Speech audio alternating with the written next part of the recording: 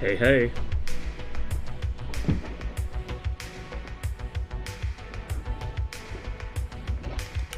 Hopefully we don't have too many crashes. The patch has added a bunch of new features at once, so it's a little less stable than usual, but we should be okay, I think.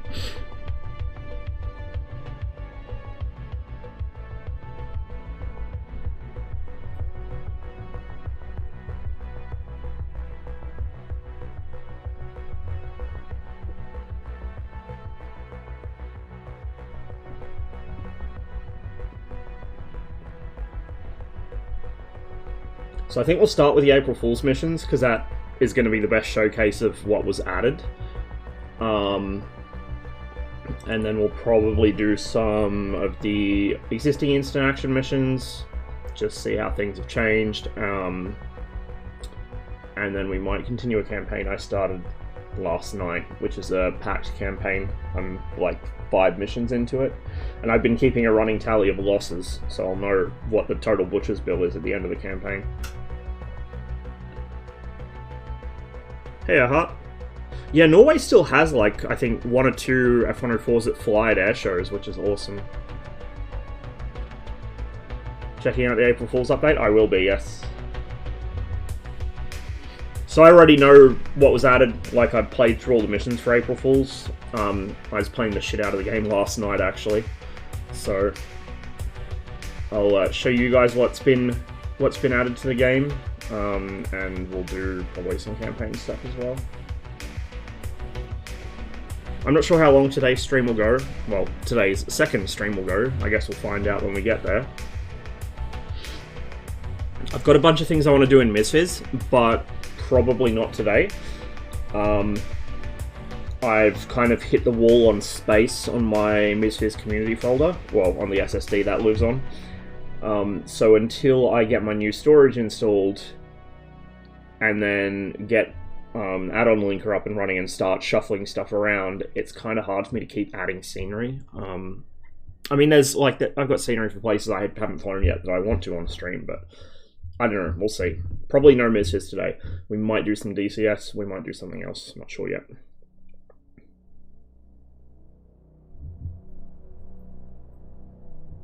CF-104s. Could be. Yeah, Canada built quite a number of 104s under license. Usually, that's how the Americans sweeten the deal when they want to sell aircraft to Canada, is they'll offer them the production license for it, and then Canadair builds it. It's the same thing with the F5. In fact, I think most of the F5s used by European NATO members were Canadian built.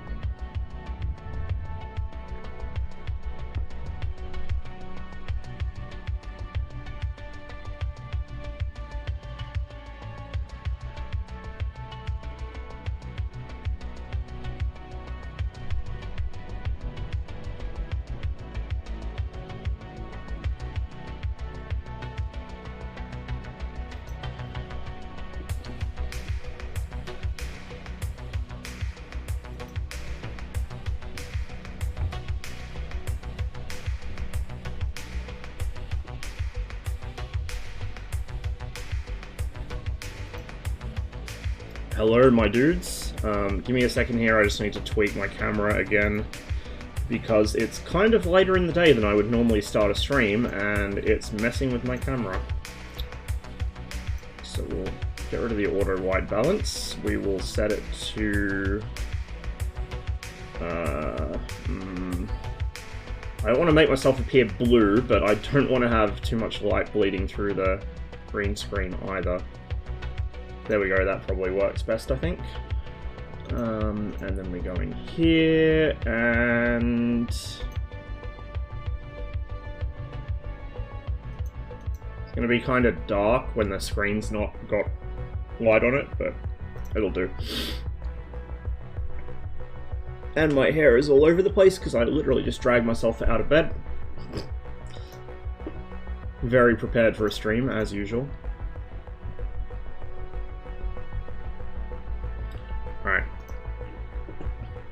So, let's get into it. You guys should be able to see that.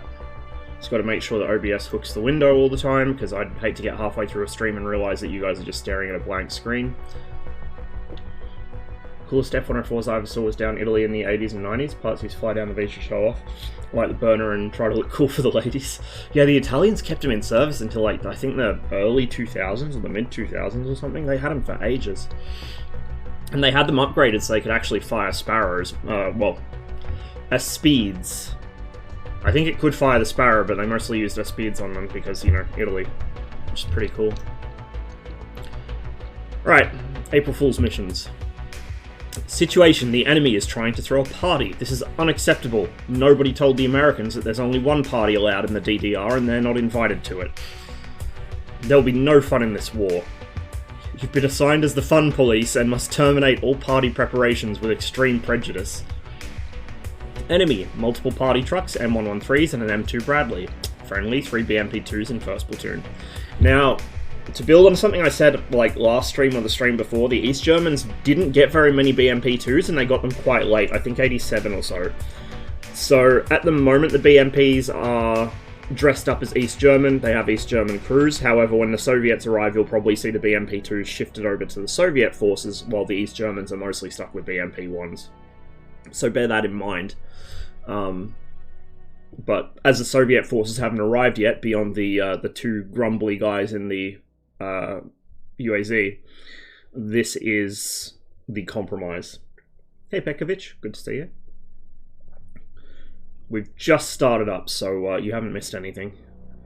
Mission: you're to move and clear out enemy party forces on Party Assembly Area 1, then move to Waypoint 1, and 2, clearing potential partygoers along the way. Your final objective is to destroy the M2 Bradley, coordinating local party efforts. We've got to take down the local party boss. This is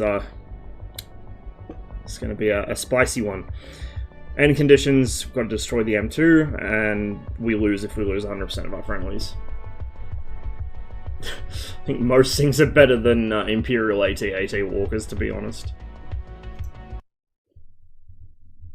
Any weapon system that can be defeated by a dude with a cable is not a very good weapon system.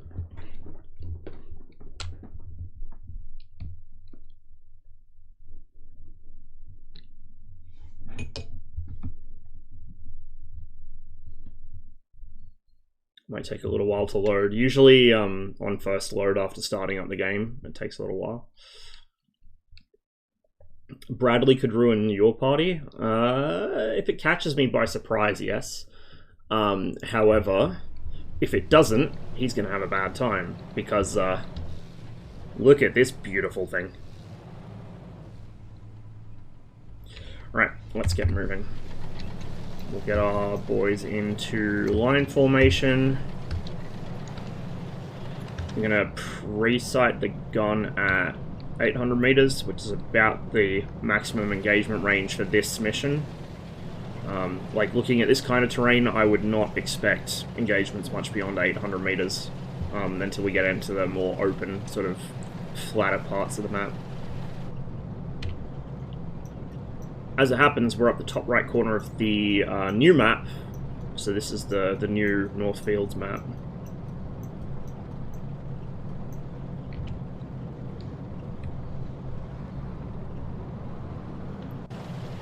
Telescope. Well, this telescope is not for looking at stars. This telescope is actually an ATGM for blowing massive holes through tanks. A very effective one. And it has its own sight separate from the main gun sight.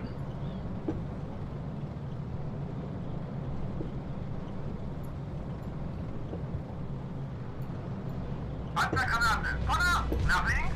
Ziel erkannt! Schuss! Achtung! Treffer! Neun! Ziel! Panzergranate! Donner! Ziel erkannt! Schuss! Achtung! Treffer! Neun! Ziel! Panzergranate! Donner! Ziel erkannt! Schuss! Achtung! Treffer! Neun! Ziel! Panzergranate! Donner! Ziel erkannt! Feuer! Einstellen! Panzergranate! Schutzenpanzer! Nach rechts! Ziel erkannt! Feuer! Achtung! Treffer! Neun! Ziel! Panzergranate! Schutzenpanzer! Nach links! Ziel erkannt! Feuer einstellen! I preempted the commander a bit on that one, but oh well. Why is he ordering AP for the trucks? Because the ammunition choice logic hasn't been fully implemented yet. This is the first iteration of the German voices, so... I see a truck trying to escape.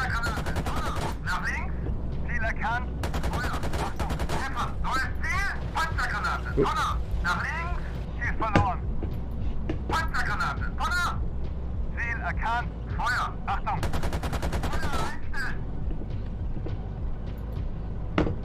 Panzergranate! Schutzenpanzer! Nach rechts! Schuss! Achtung! Hoch! Dasselbe Ziel nochmal! Schuss! Treffer! Treffer! Neues Ziel! Panzergranate! Schutzenpanzer!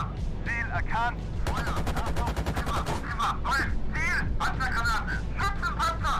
Ziel erkannt! Schuss! Achtung! Treffer! Dasselbe Ziel! Treffer! Neues Ziel! Panzergranate! Schutzenpanzer! Nach links! Erkannt. Hoch. Feuer. Dasselbe Ziel. Schuss. Immer. Feuer einstellen. This thing fucks so hard. Absolutely fucks. Are you winning? Yes, I am. I flexed 72 degrees of elevation? What, like this? Hang on. That looks like shooting things in a barrel. It pretty much is. Let me get it pointed up. There we go. Like that. Me, when I get to drive the BMP-2.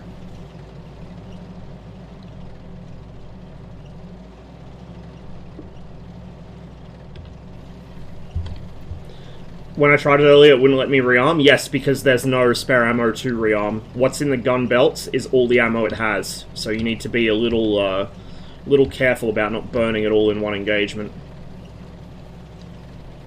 Did you check general chat? I haven't checked Discord at all today, Pom. I woke up like 10 minutes ago. So anything that's happened in the Discord today, I have not seen.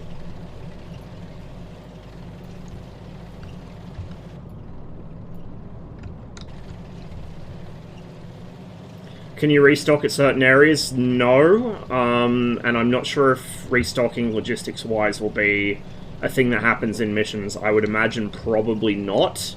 Because that's something you would not be doing in combat. That's something you would do after combat.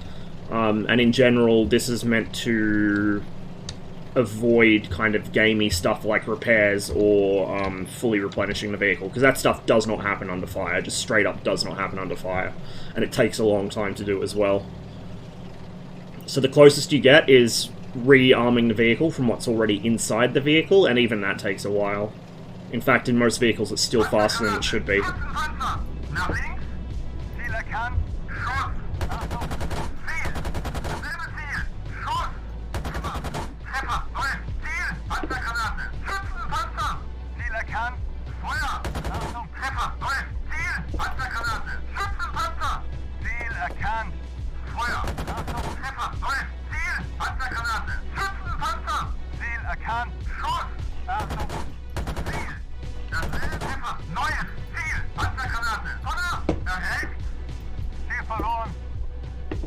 This one, I think. No, left. There we go.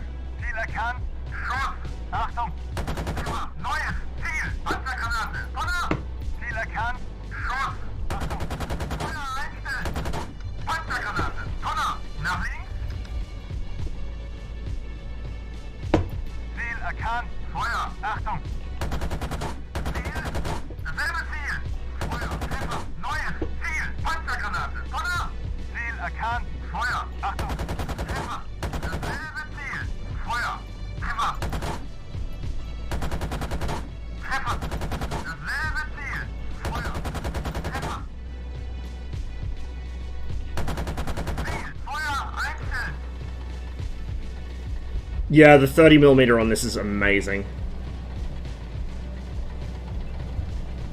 So in real life, it has a variable rate of fire. It has the high rate, which is what we're doing now, and it has low rate. The devs have said they'll probably add low rate at some point as a selectable option, but for now it's not implemented. Russian voices, no. German voices. There's no... The only Soviets in this game have had their voices for a long time. It's the US crew. They've had voices since they added the rally, but the Germans did not have any, and now they do. It's the initial implementation, so there's only a couple of voice varieties, and they don't have all their lines sort of fully fleshed out yet, and the fire command format is not 100% correct, but that will be worked on with time. For now, at least, they sound good, and they give you some direction of what's going on during gameplay. What major features did this update add aside the BMP? You will see in the following mission. In fact, in the following 3 missions.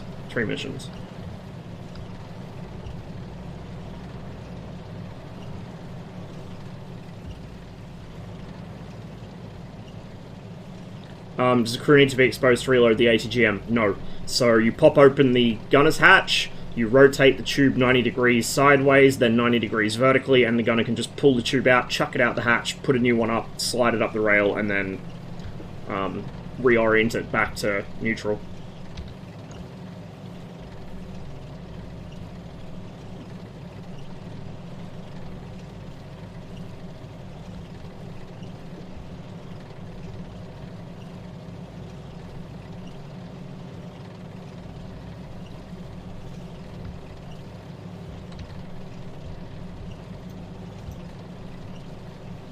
Space them out to 50 meters.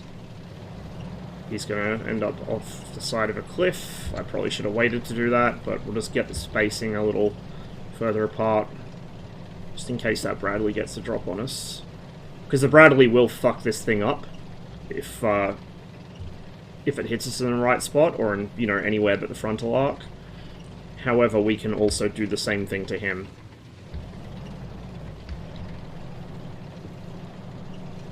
You will, yes. And when the Soviet actual fighting vehicles come, as opposed to the little, you know, shitbox Jeep, you will hear Cell in the exact same context, because that means target.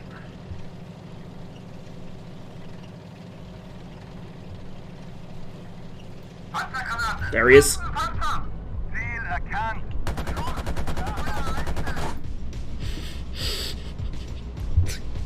Doesn't give a fuck, man. Does not give a fuck. This thing is so good.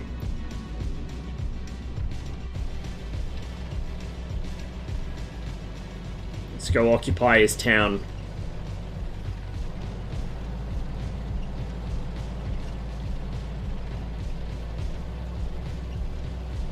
So, one thing I learnt playing earlier is the 30mm AP will usually skitter off the front plate of the Bradley, but it will mince the turret. The turret's actually weaker on the Bradley to autocannon fire than the hull is by a considerable margin. And so, I mean, if you're aiming center of scene mass, which you should be, you're going to be hitting the very top of the upper plate, or the turret ring, and the turret ring is really where you want to be hitting, because that will just shred the Bradley so fast.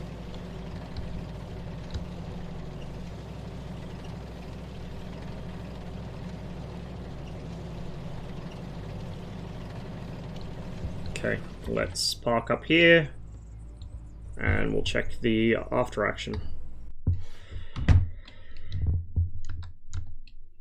There's going to be a lot of shots in this, because autocannon, that one went through the driver and fused on the other side.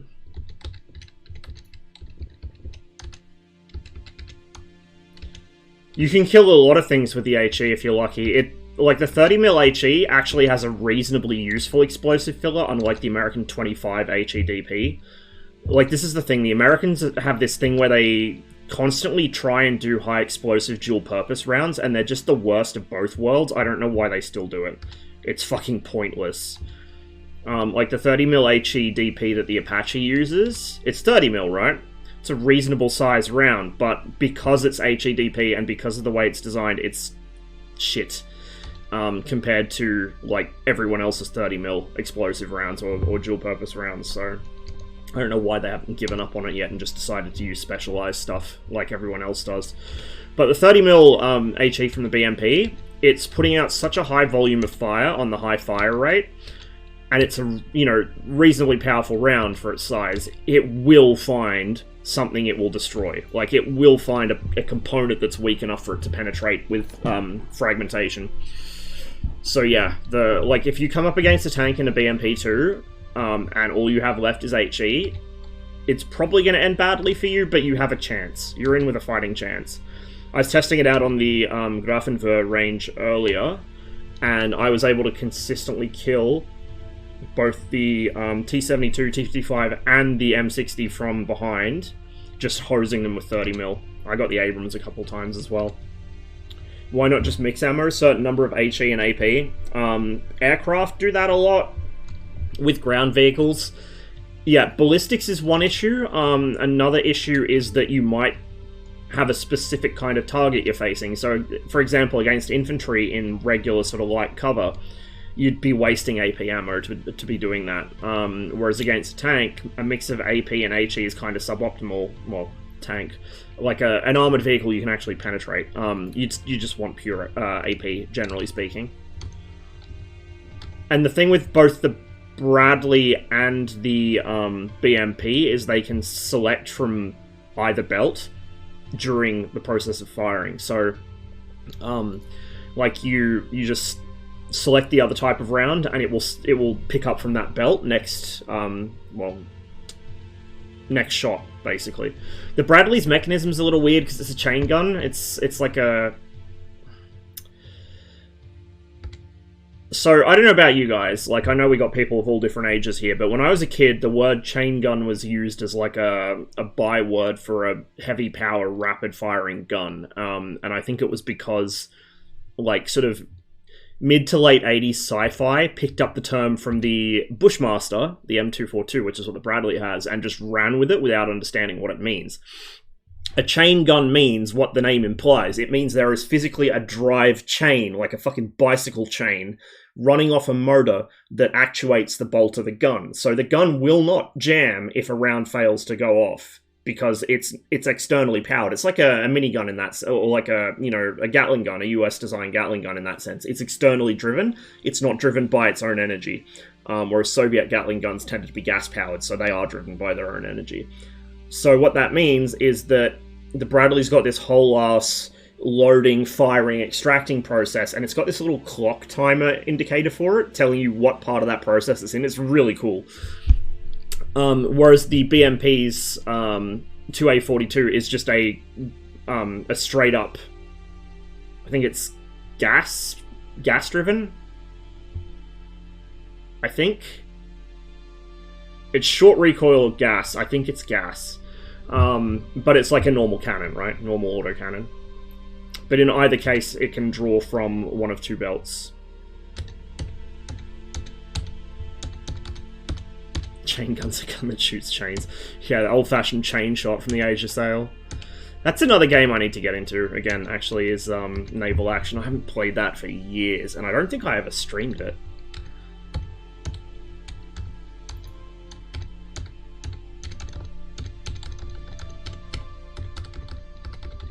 So, as you would expect, the 30mm just completely shreds 113s, like the armor's not even there. They're just made of aluminium anyway, so not much in the way of armor in the first place. And then if we just skip through all these shots, you can kind of see why it was taking so long to knock this truck out fully, because the rounds were mostly detonating in the bed of the truck. Did get a few hits on the transmission there, on the drive shaft, but it took a while to properly disable.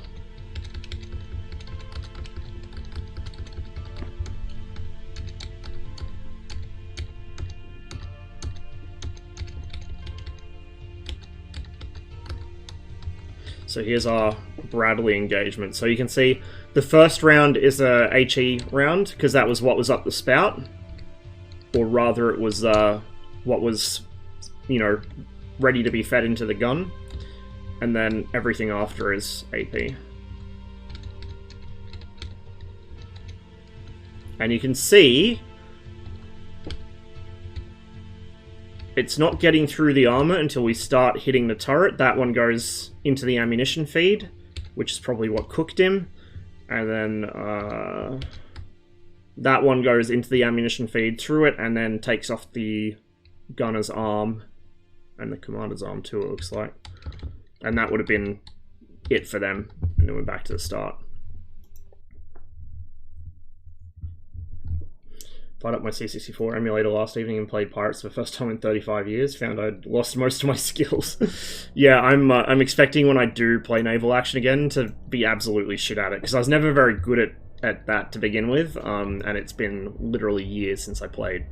So, part 2. The party has not been fully curbed yet. We got to keep going. Multiple party trucks, M113s, M2 Bradleys, plural now, and something that rhymes with hopper. Something that rhymes with hopper. Strange. What are these Americans up to? We're to break through the enemy lines to wait for friendly forces at the rally point for future operations, specifically to travel along a designated route and remove any potential party preparation materials along the way. Now, I should note that this mission was one of the ones that I was having issues crashing to desktop on. I don't know if it's going to do it this time, because when it was crashing to desktop, I had a bunch of other shit running in the background, which is probably eating up memory. We will see. If we get crashes, then just know that the devs know that the crashes are a problem. It's because they've got so many new features in the game, they've got to kind of figure out how to optimize it a bit better for memory use. It's a known issue, it's been worked on. It is what it is. Active development, etc., etc. Having said that, the game, until this patch, has been remarkably stable for me. It's been the longest time since I had a crash to desktop, so I don't really mind that this patch brought a couple with it. Alright, let's get these guys into column, because what I'm going to do is I'm going to follow... So we basically, this is where we ended the mission last time, is down these towns, so we're now a little bit further up the hill. I'm going to follow this road up here, past waypoint 1, so we'll take a turn down there, and then we'll go all along here, and we'll cut across the fields here. So we'll follow the road part way, and then we'll follow the fields the rest of the way. I'm going to pre-sight the gun to 1,000, because I am expecting some slightly longer engagement ranges once I get into this open area.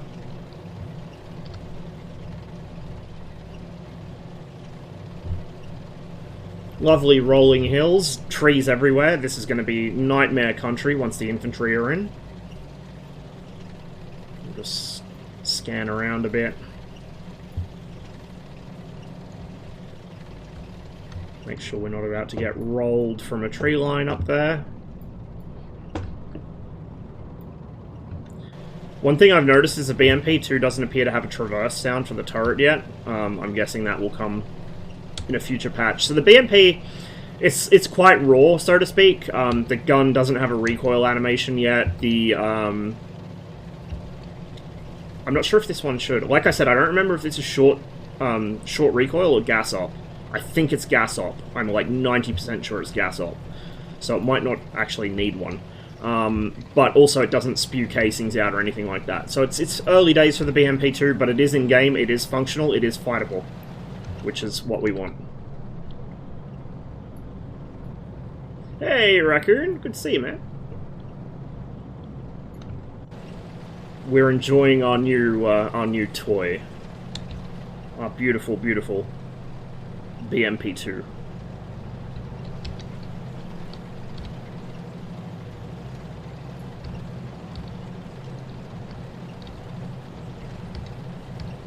Once we crest this hill, there should be a small farm complex on our left. You can kind of see it through the trees already.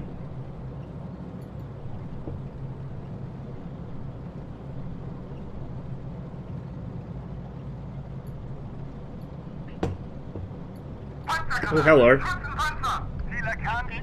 Feuer! Achtung! Feuer einstellen! Hey, engage! Thanks for the follow. Just keep an eye on whatever is behind this tree line as well. That looks like a position. That is a position. Hello!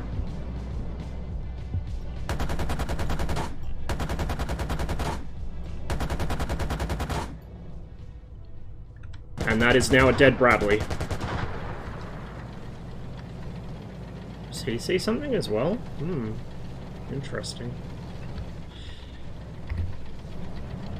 No, it did not. This gun is excellent. Alright. So once we get out of this tree line, we'll spread out into line formation, but there's a helicopter coming. So that's what rhymes with with Hopper, is chopper. Right. From the south, you say. That means in front of us. Destroy it or avoid it? I'm feeling brave, chat. Let's destroy it.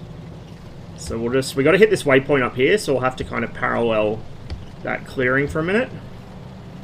And then we'll hang a left and go into line formation. So let's keep an eye out. We don't want to be caught by surprise. There he is.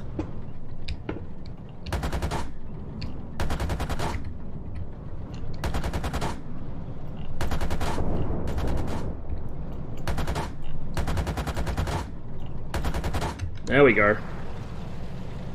Everyone okay? Yeah, we're okay. He didn't hit anyone.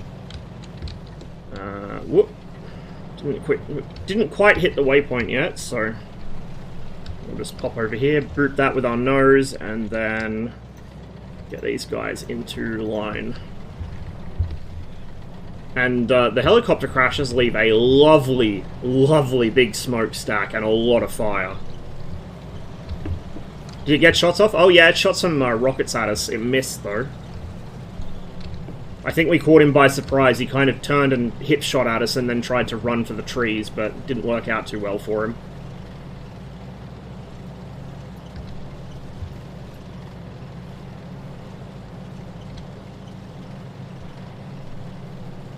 There's the crash site. Just in case anyone was in doubt that we killed him, there's the crash site. Always question the ability. Oh, yeah. Like, you really don't want to be flying at low altitude over things that have autocannons or large groups of infantry, because they will shoot at you and they will hit you. They only need to get lucky once. Okay, he's down. We're a little short.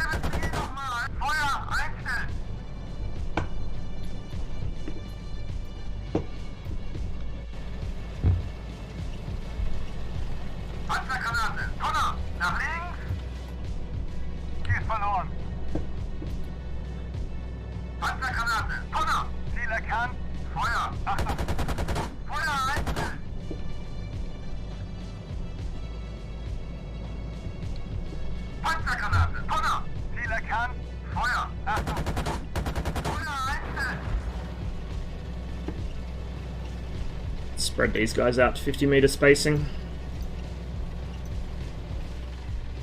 Lots of fire and smoke, you bet.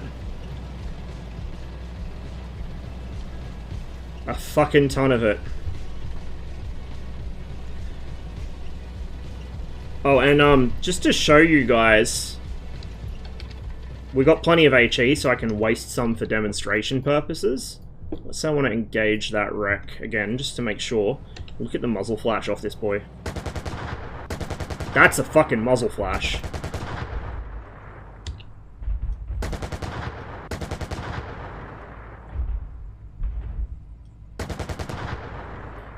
It's awesome. It's just so awesome. I love this gun.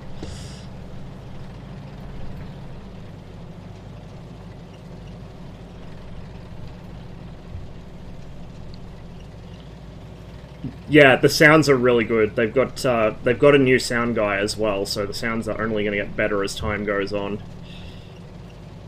But yeah, the just in case you missed it, as far as engaging air units goes, I'll also demo this.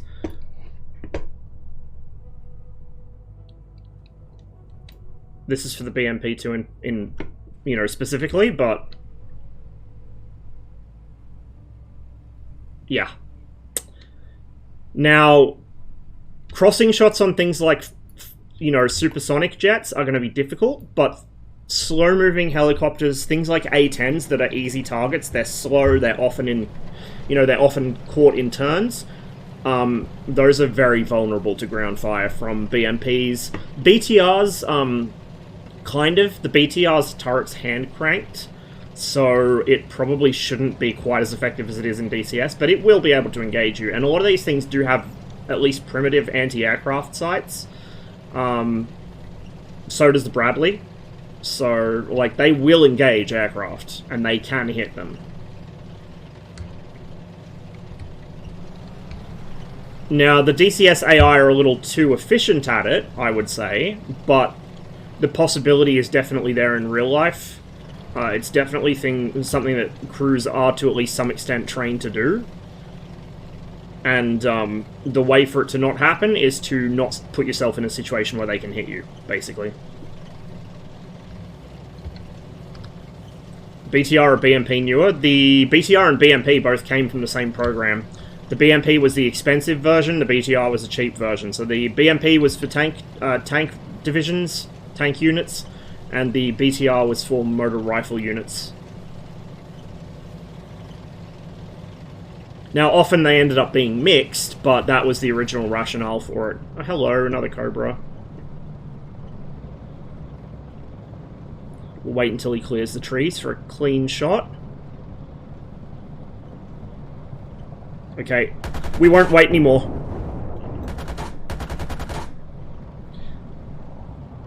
Whee! Smack.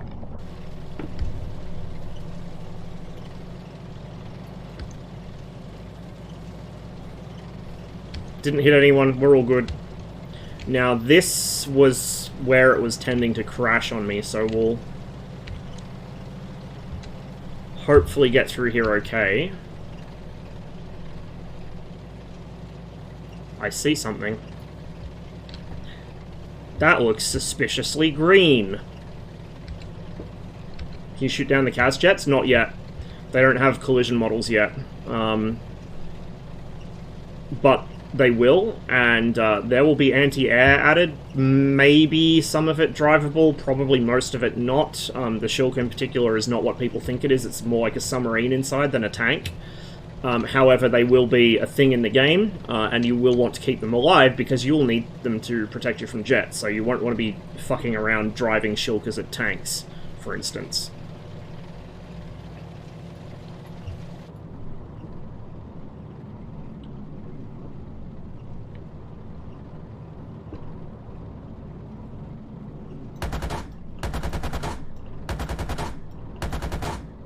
Boom!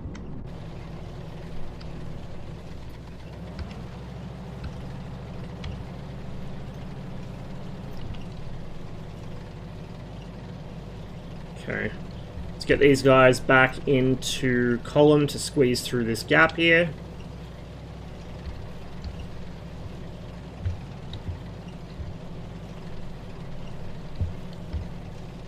Hope we get Igla Dude.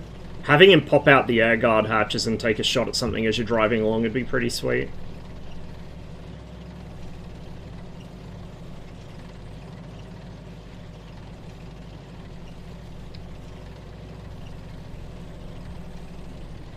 Okay. So our final objective is the rally point just down the hill here. Oh, hello! Don't think I didn't see you.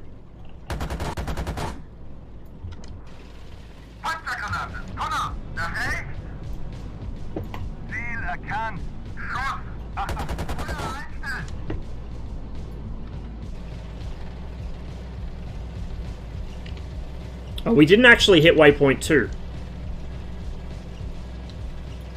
Because I was trying to avoid possibly crashing the game. We're going to, we'll tell our platoon to hold here and cover, and we'll zip over there. Was the BMP-2 in the NVA? The BMP-2 in the NVA was even more of a unicorn. The only reason it's in NVA colors with an NVA crew at the moment is because the Soviets aren't in yet. The East Germans got these very late, like 87-ish, and they got a handful of them. Like, literally 20-something, I think.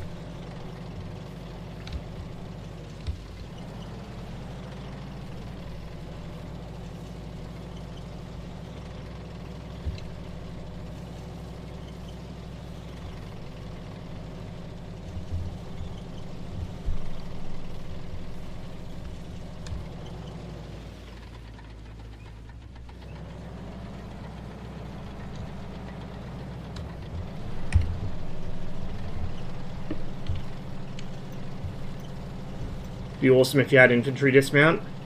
Yes, it is very much planned. Infantry will be coming to the game and they will be traumatizing the basement dwellers when they do.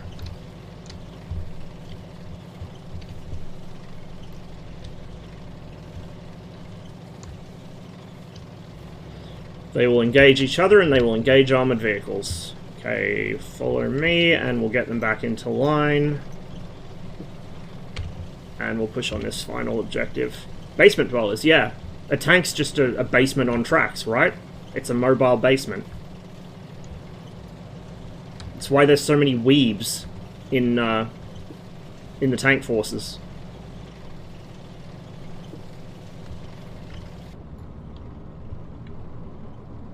Let's bring the range down to about 800.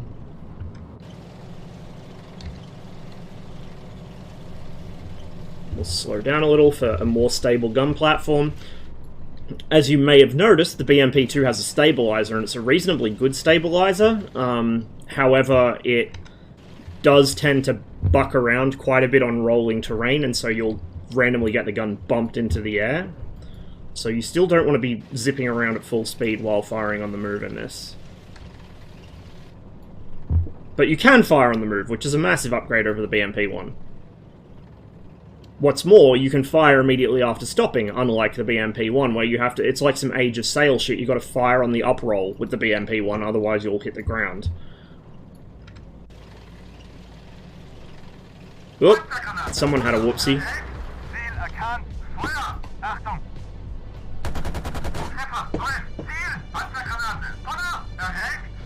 There's another one to my right. Oh, hello.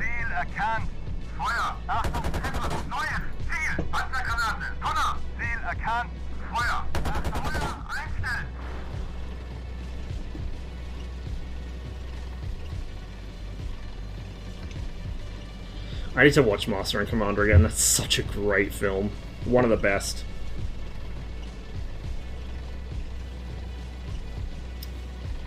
So the 2A42 makes short work of trucks, and Bradleys, and M113s, and will make short work of infantry once they're in the game.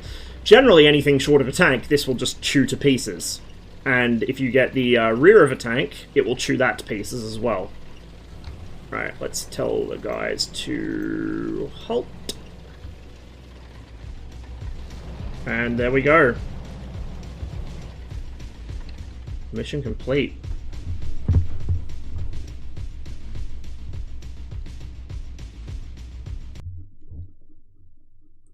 In the Shilka, I don't know if the Shilka even has space for an Igla in it, because it's cluttered with so much electronics. Like, literally, the Shilka looks like a submarine inside. It's just screens and electronics boxes. On the BMP and BTR, yes, they would have Iglas inside. And the dude to pop out the air guard hatches, top hatches, which on the BTR are the preferred way of dismounting. And just fire it from there. How'd you complete it without crashing? I didn't have like 50 gazillion Firefox tabs running in the background this time. I think it's a memory-related crash, and so because I'm not running anything but OBS and chat and this, it's happy with me now. Whereas earlier I had all my usual stuff running in the background, so it was kind of choking the game for resources. So of course we're going to have a shitload of hits mulching through these, because they're easy unarmored targets. Well, functionally unarmored. See what I mean about the Bradley's hull? Like, obviously it's going through the dirt pile as well, which is slowing the round down, but the Bradley's hull will tank 30mm pretty much all day from the front. However, the turret ring is vulnerable, and parts of the turret are vulnerable, particularly around the gun mantlet.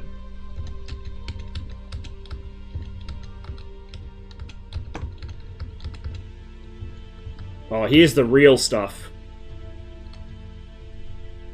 That one actually detonated on the armor around the pilot's seat. However, that one went straight into the gearbox. So that's a kill right there. He ain't surviving that, and he definitely ain't surviving any of what followed. More 113s getting cheesed. And trucks.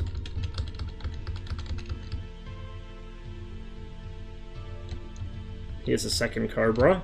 So the first round from that went over the gunner's shoulder, detonated in front of the pilot. So that immediately killed the pilot. And the second one went off under him. As you can see, the Cobra's damage model is still relatively simplistic. I'm not sure how complex it's going to end up being. This might be the final damage model, I don't know. Because, you know, generally the helicopters are there to shoot at you and be shot down by things like shilkas or whatever. You're generally not going to be directly interacting with them as much. But you'll notice that where the avionics boxes would be, which is here, there aren't any. So I don't know if they're going to bother modeling the electronics. It's kind of irrelevant, I guess, for you on the ground, whether the thing's electronics have been blown up or not. The main relevance is whether it can fire its weapons and whether it can fly. And it can't fly because we blew up the pilot, turned him into, you know, paste. So, but that's the Cobra. And in fact, if we look at the model for it, obviously the crew models are just placeholders at the moment, same as with a lot of the other vehicles. But if we look at the model, it's pretty decent for something you're not really going to see up that close. And not only that, but if I had a way of showing you its animations in-game without getting killed by it, the rotor's fully animated. Like, this thing's rotor is fully animated like you would expect to see in something like DCS. And it is with all the helicopters. And that's a detail a lot of games focused on aviation don't even bother with. Yet, here in Ghpc, it is a detail which exists. So this is an AH-1S modified. What that means is the AH-1S we have, with the bubble canopy, was rebuilt from an older model, I think from a 1Q. And the AH-1S production is the one with the box canopy. So, like, Cobra lore is really complicated. Harry had, like, a whole ass design document about what kind of Cobra is called what and what features it does or doesn't have. Because it's quite convoluted. There was a lot of stopgap going on with the Cobra program. Are there plans for co-op in this? Yes, that is, like, a core feature of the game. It's not in yet, but it is planned. Co-op with multi-crew, so you can have multiple people in one vehicle, all screaming at each other. PvP is a maybe, and that's mainly contingent on being able to make fun gameplay that retains what the game's supposed to be, instead of turning into arena deathmatch. Because this game is pretty obviously not supposed to be arena deathmatch like the Snail game. And so the main challenge for PvP is going to be figuring out how to make it still play in a way that's enjoyable, but which prevents players from being able to turn it into that. So PvP is a big question mark, and has been pretty much right from the get-go, but co-op is a planned core feature of the game.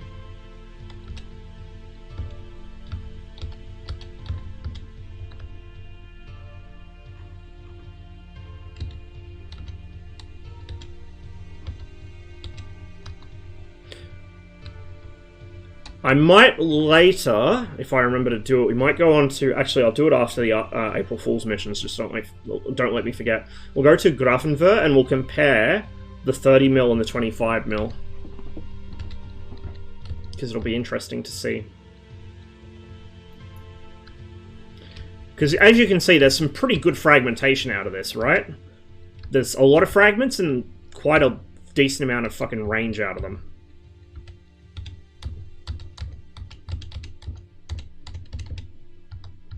Oof. Every time I see a round, like an explosive round, penetrate into a crew member and detonate either inside them or just on the other side of them, it makes me kind of like terrified of what's going to happen when they get gore into the game, because it's planned. I don't know what level is planned, but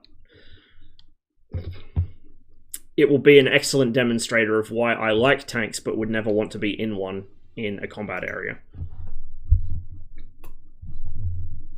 Sniper Elite. It's like, the plan isn't to make it all fetishistic and stuff. Like, that was the thing with Sniper Elite. It got a bit kind of weird, but it's to make it more like put it this way, it's one of the ancient dev streams from years ago, but the question was asked and Harry was present, and Harry said he wants to make us sad. So that's kind of more what it's going to be angling towards. Okay, so mission 3. We're now facing tanks, M60s. Multiple flights of MiG-23s, MiG-23BNs that is, the bombers, with bombs on call. You have to destroy enemy forces holding a strong point to your front. You have to then occupy the strong point and prevent the enemy from recapturing a position. Hey, you should really go into settings, open the cheat tab, and turn on show instant damage feedback, should we now? So a lot of people complained, oh, why did you take out the red text? I wanted to see what damage I did as soon as the hit went in. So the devs, you know, being conscious of the importance of community support, they realized the error of their ways, and yeah, it was mean to take away the instant damage feedback cheater mode that all of the instant gratification generation has had normalized by certain other games involving ground vehicles. So let's turn it back on, because it was so kind of them to give it back to us. And let's go here and start the mission. Make it sad, you gotta nail the sound design of the casualties rather than the visual. Why not nail both like Red Orchestra 2 did before they broke it? Can a 30mm HE from the BMP go through a brick house wall and detonate inside? I'm not sure. Depends how good the bricks are and if it's single or double raid probably. Hey, Giggles! Cheers to the raid, man. Hope you had a good stream. Welcome, everybody. We're checking out the April Fool's missions from Ghpc. And the new edition, the BMP 2 here. Okay, so the strong point's in front of us. Let's go ahead and call in our little friend. Get these guys into line formation, space them out.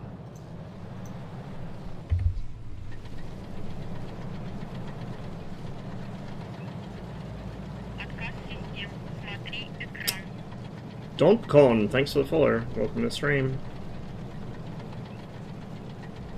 Alright. So the jets don't turn up instantly. Makes sense, right? You've got to call them in from somewhere. Oh, he sees something.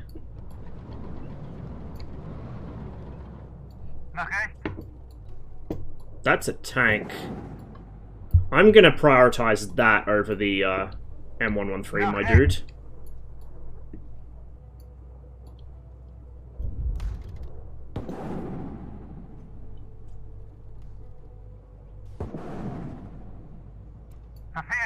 There we go. So people wanted their red text back, right? Well, they got it. Panzergranate, Schutzenpanzer, nach links.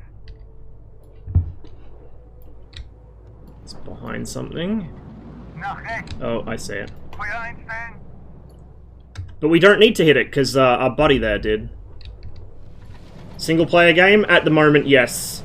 It is planned to feature co-op multiplayer as a core feature, including multi-crew.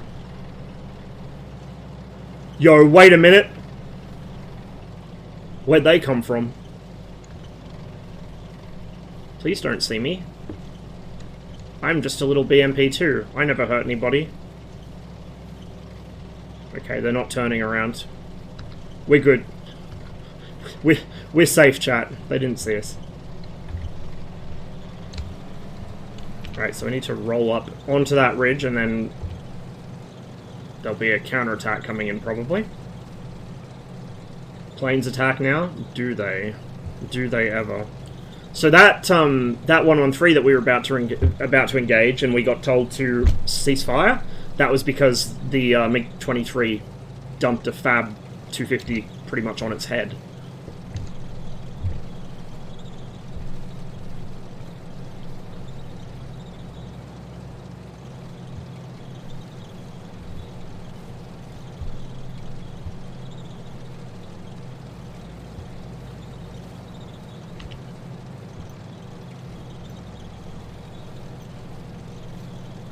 So this is, like, this whole chain of April Fool's missions is on the newest of the maps. It's quite a nice one, and it's good that we're getting to see the northern part of it, because I think all the previous missions on this map pretty much have been the southern part or the west. So it's good to see this end of the map.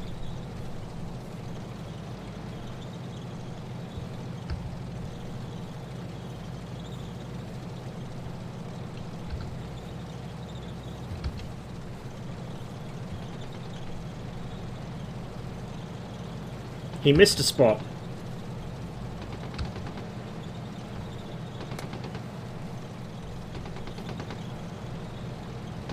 Panzergranate, Schutzenpanzer, nach rechts. Wiederkannt, Feuer.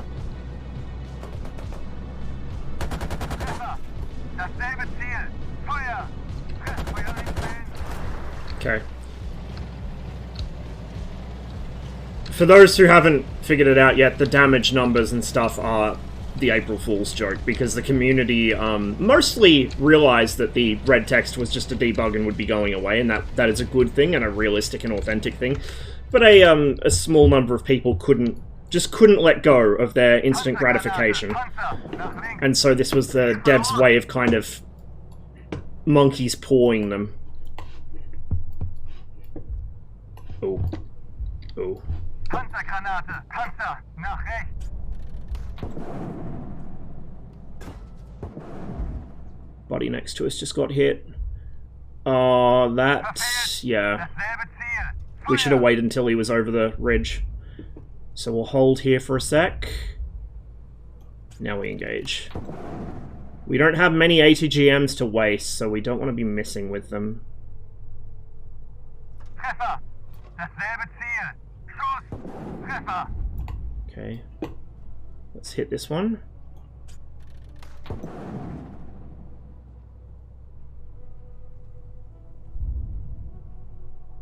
Verfehlt, selbes Ziel. Schuss.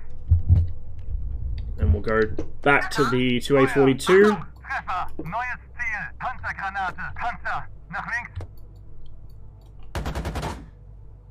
Verfehlt, dasselbe Ziel. Feuer. Treffer. So you want me to engage? Treffer, dasselbe Ziel. Schuss. Treffer. Is there another M60 on the ridge behind him? I can't tell.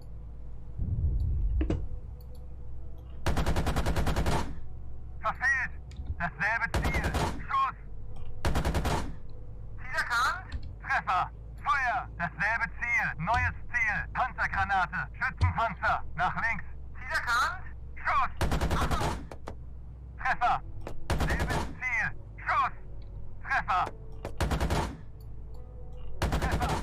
Dasselbe Ziel. Treffer. Neues Ziel. Panzergranate. Schützenpanzer. Wiederkannt. Schuss. Achtung. Ziel. Selbes Ziel. Feuer. Treffer. There's one getting pretty close.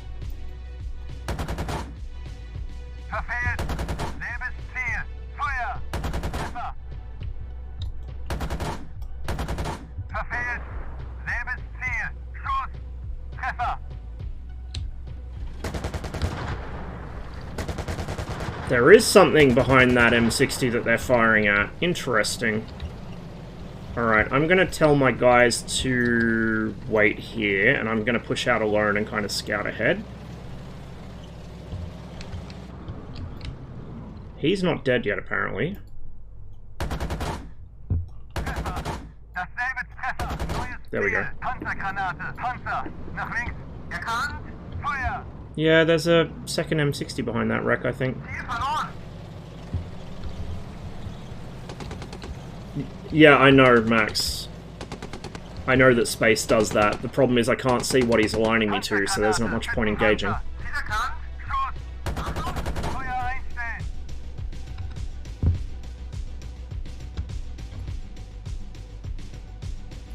We'll go examine that, because there must be something up there. That or it might have been a bug. There used to be an issue where sometimes they wouldn't, like, they wouldn't realize a unit was dead when it was dead. That might be back, but I'm not sure.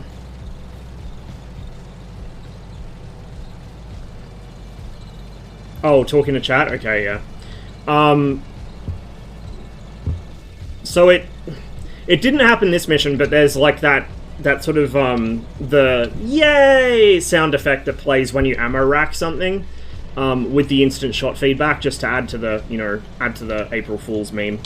But we're going to turn that back off because, you know, it's a joke for people that need to learn to not require instant gratification in their tank game.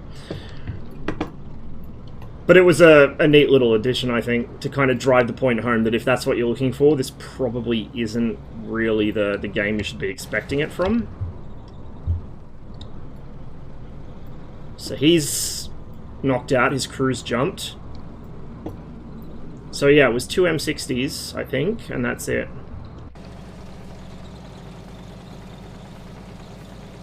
This is the infamous M113 audio issue. So there is a bug, it's a known issue, it's been reported, where sometimes a 113, when it's knocked out, will just have the continuous gun firing sound playing. It's that one there, I think.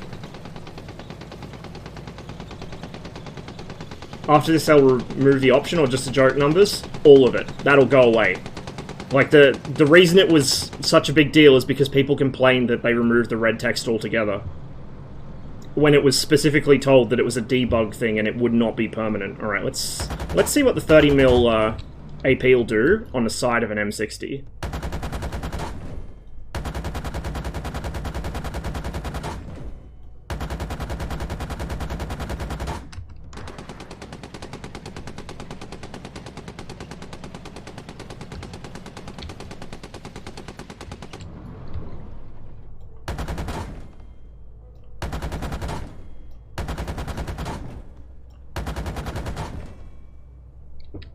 We'll put a couple in from the back as well.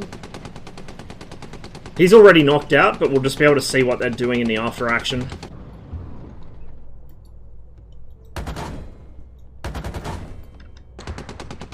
Okay. Occupy this hill, make sure there's nothing hiding on the other side of it, and then we'll see what the after action report says.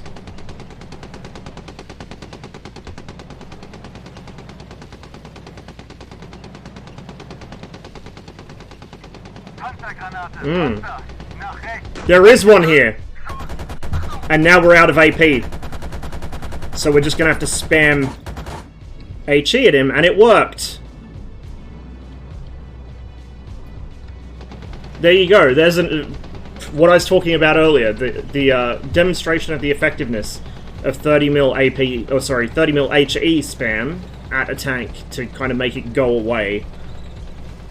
And I can only imagine as well, because, like, none of the NATO missions have BMP-2s as opposition yet. I can only imagine how terrifying it must be to be on the receiving end of this thing. Because it fires so quickly, it would just be so loud inside that tank, you probably wouldn't be able to think. Alright. After action time. Seems kind of wrong. Well, let's see where the fragments went. So there was a buddy hit this guy with a Conkers, and then we followed up with our own. The red text in the after action report does this thing where, you know, the text kind of glitches out if you use the cheat thing. It'll go back to normal next mission. It's just because it doesn't like being switched in mission. Causing crew to bail might be too much. Well, if it's, like, if the tank's got no effective gunnery, right, and maybe if it's also physically disabled, like it's immobilized, maybe if it pop a track or something, then why would you stay in the tank? Well, I guess you wouldn't be able to fight in the tank, put it this way. I don't know if you'd bail out in front of the vehicle that just fucked you up, because you'd probably get minced by it, but at the same time, you know, you wouldn't really be effective to fight.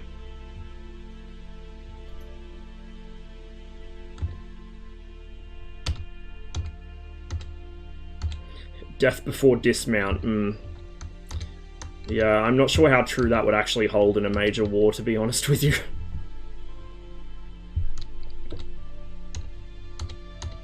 Bail out and ask for forgiveness? Yeah. So there we go, we got a hit there.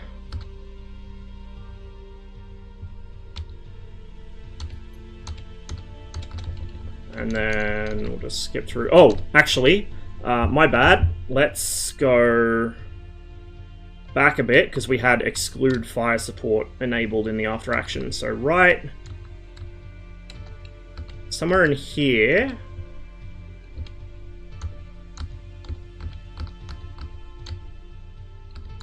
Maybe not.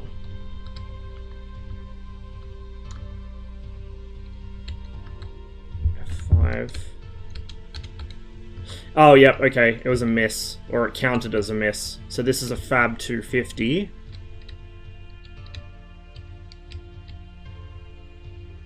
It counted as a miss, but I think it actually knocked that 113 out. Because it's close enough that even the overpressure probably would have fucked them badly enough, or it would have fucked the commander.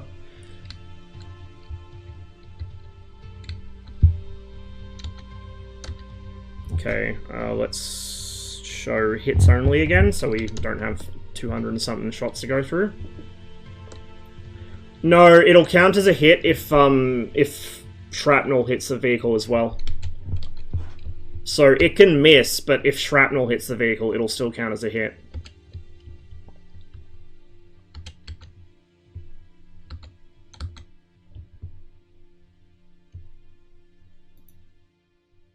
One of our BMPs got extremely lucky.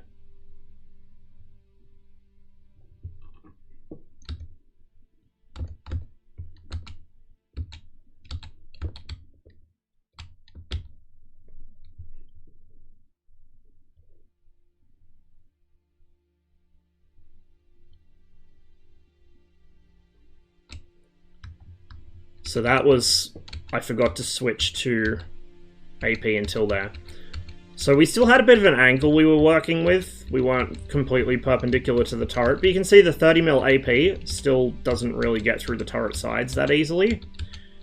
The hull there's almost a 45-degree angle. I should have driven up further.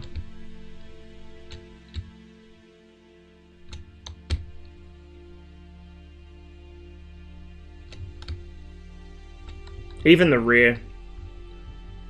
So, the AP is still not really ideal against tanks. Now, what did this do that made them bail? Oh. Right in the turret ring. That would have been it, right there. That would have been it, because that would have probably started a small fire in one of the propellant cases. So it was a lucky hit. But that's the thing, right? You hit the tank with enough rounds quickly enough, and you will get lucky. You only need to get lucky once.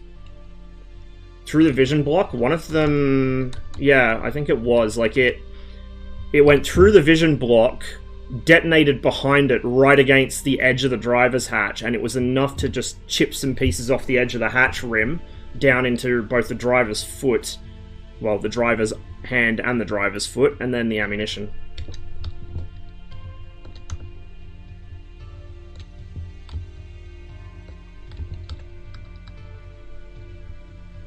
So see, the driver's hatch is enough to stop shrapnel coming down from the underside of the turret, but we just got it in the luckiest possible place with that one hit, and that was what did it.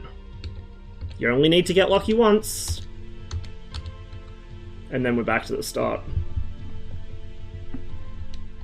Gonna hit a few shots later? I don't think so. The gun was... Oh, we got a fragment actually inside the turret from the rangefinder eyeball. But it doesn't look like it hit the crew.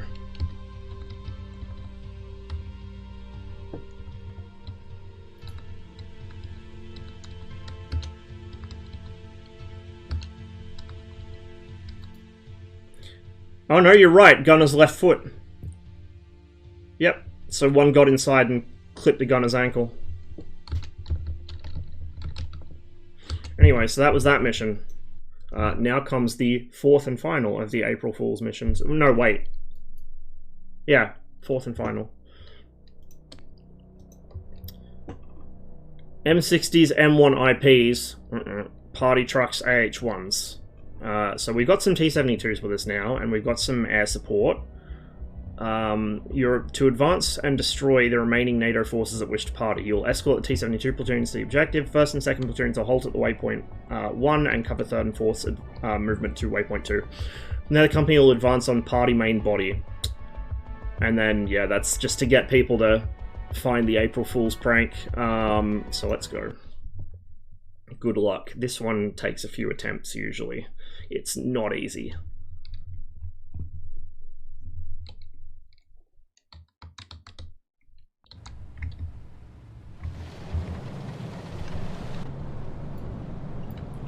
Pre-sight this to, we'll call it 1200-ish. Pick up some speed to keep up with the tanks.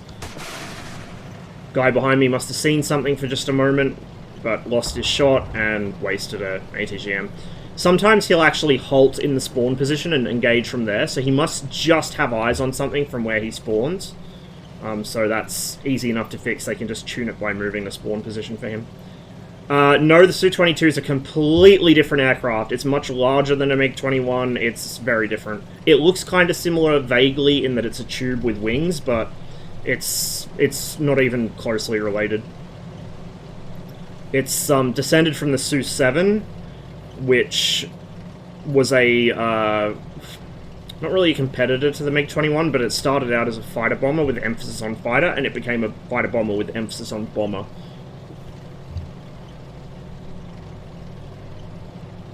What are those things on the right of the optic? Range scales. So we've got the stadiometric range scale down the bottom right to figure out how far away things are. It's calibrated for the height of a M60, I think. And then we've got the range scale from left to right for armor piercing, high explosive fragmentation, and the coaxial.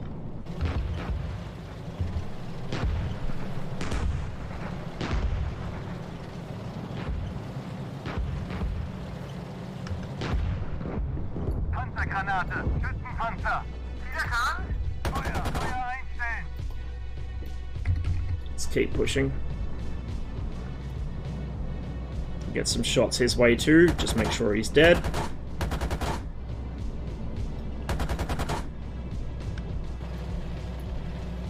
Uh-oh!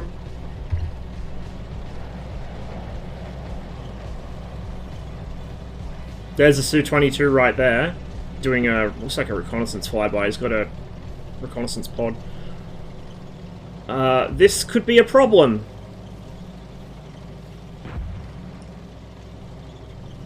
You'll notice the tanks now have reworked muzzle flash effects, which look absolutely awesome. And they're engaging something over there. I wonder what that might be. I'm going to tell my boys to spread out a little. Oh dear. Well, that could have gone a lot better. Effectively, we don't have BMPs now. So we're just going to bail out the crew, because we're now combat ineffective. And we have to switch to a tank. Which is going to make what comes next a lot more difficult.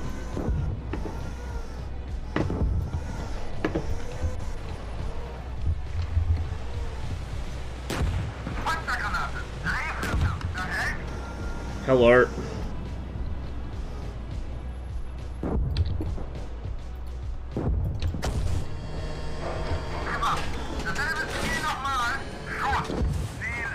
Really? You tanked that?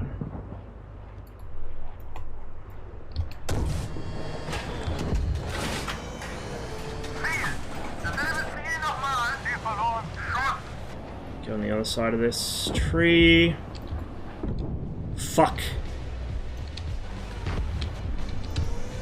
Right. You. The fact this doesn't have cant correction makes it a lot harder.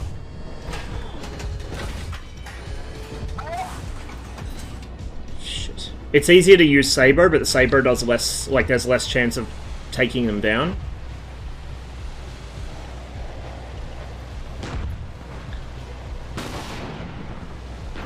This has gone very bad very quickly.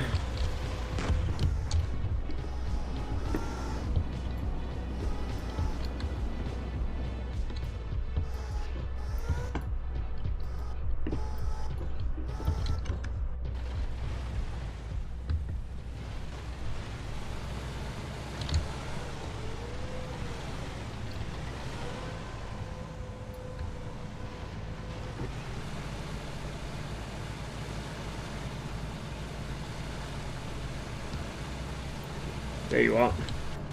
Hohlladungsgranate! Dreh Flugler! Nach links! Boom! Dasselbe Ziel! Feuer! Zielakant! Feuer! Achtung!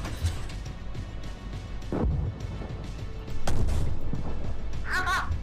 Dasselbe Ziel! No way you survived a fucking 125 HE frag. What is this man made of? There we go.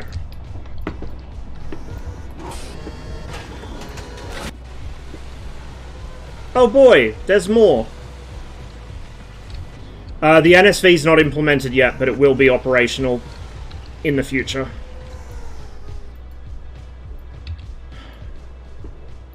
We're going to switch to Sabo for these, because this is going to be a near impossible shot to make with HE frag at this angle.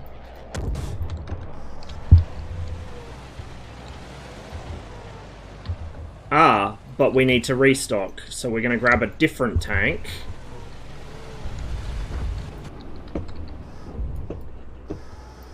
So you may have noticed that the aircraft are making passes and just dropping single bombs. That's because of an AI limitation currently. The plan is to make them dump everything in a one-pass haul-ass attack like they should. They just don't currently do it because there was a lot of work to get this patch out on time. Oh, they're all out. Shit.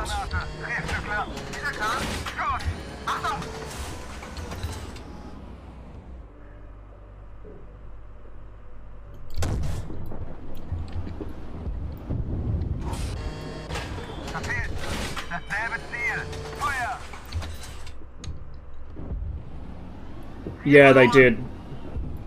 Mark 82 landed right between them. Sprenggranate! Drehflügler! Nach links! Zielakant! Schuss! Achtung! Zu hoch! Dasselbe Ziel! Schuss! F.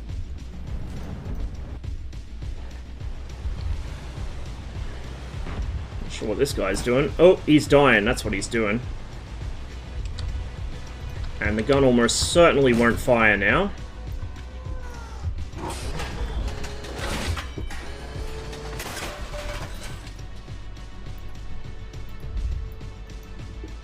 Yeah, he's pretty much toast, so we're just gonna bail him out.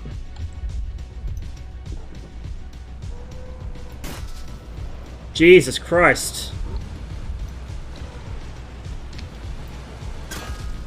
Yeah, so that went well. Let's see what we did to those Cobras at least. And we'll have a look at fire support as well. Okay, so it did count that as a miss. Interesting. So this is us driving into the initial engagement.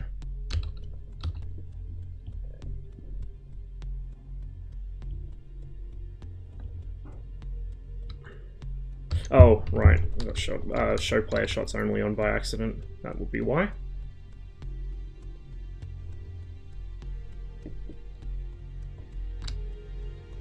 Now, if we hadn't have lost the BMP so early, that probably would have ended a lot differently, because the BMPs are very good at killing the helicopters. However, the Phantoms had something to say about that.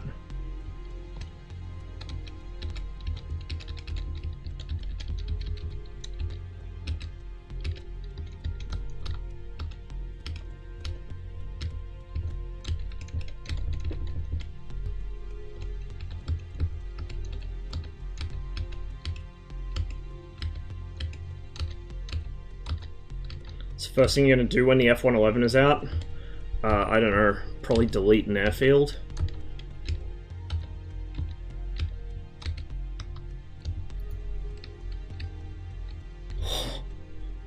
What a hit. Right as I told them to disperse. See how they turned out like that? Because I told them to disperse to 50 meter spacing? Not quickly enough. Not fucking quickly enough. DCS. The cat got out of the bag, apparently. Wait, there were two. So there's that one, and then this one as well. Jesus.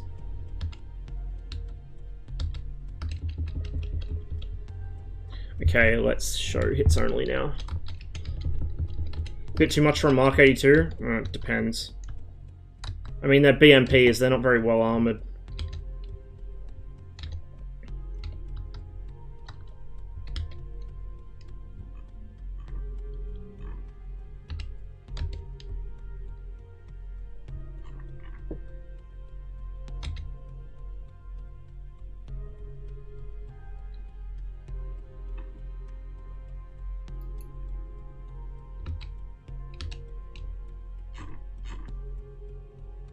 That was a fucking hell of a bomb right there.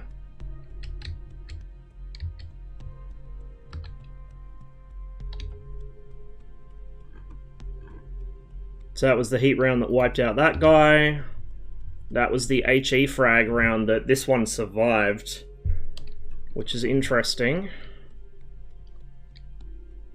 Probably needs a little tuning, to be honest, but we got him with a machine gun anyway. And then, oh, he got that guy with a Hydra. Holy shit. I think that's the first time I've seen one of them hit something with a Hydra.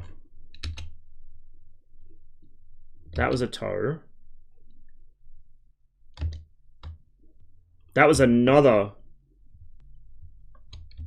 Mark 82. F Cobra, no, it's a AH-1S modified.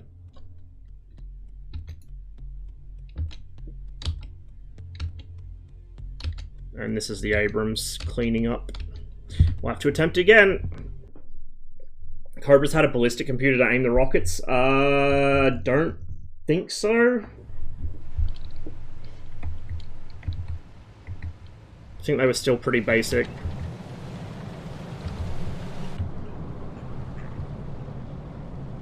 Set this to 1400 probably. And we will now tell these guys to spread out into a line. If you could not waste your ATGMs, that would be just great. We'll spread them out 50 meters.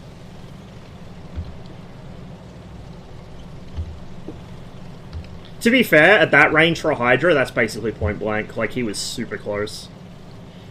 If you look at footage of American Cobras in Vietnam, you will notice they do exactly what people were knocking the Russians and Ukrainians for doing recently, which is pitching up and lobbing them. The Americans were doing that in Vietnam, which just goes to show you that the average war understander doesn't actually understand fucking war. Because that's been standard practice for everyone, basically since helicopters that could carry rockets were invented. Because turns out a helicopter's pretty easy to hit when you're in a ground vehicle or you have a machine gun in placement or something. Like, helicopters are really easy targets, so the helicopter doesn't want to get too close to what it's shooting at. What was wrong with lofting? People that don't fucking know which way is up think it shows, like, lack of sophistication. Or I don't know, dude. I like the flavor text in this. SIGINT reports NATO forces are discussing NAM and something about arrows being broken. Continue the assault. We're gonna dump artillery. I forgot I had this last time. And we'll get our air support in as well.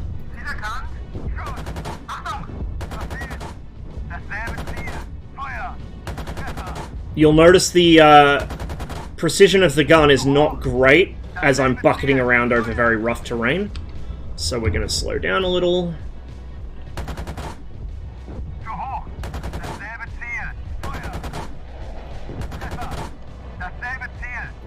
In fact, we're going to come to a short halt. We're still too high. It also doesn't help that that berm is probably eating a lot of this. There we go. We did get a ceasefire there, I wasn't paying attention.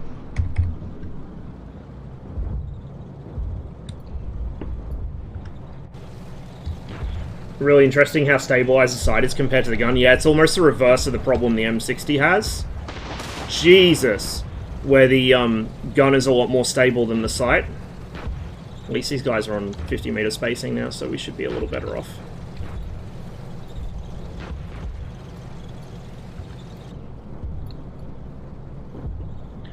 This is one issue with this mission, is the tanks will waste all their Sabo rounds trying to engage the Cobras over on the right flank, and they'll have nothing left for the Abrams.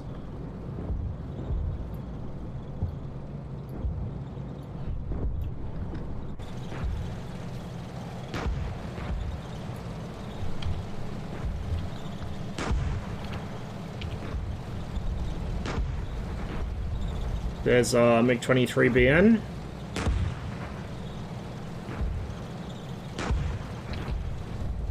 Uh-oh.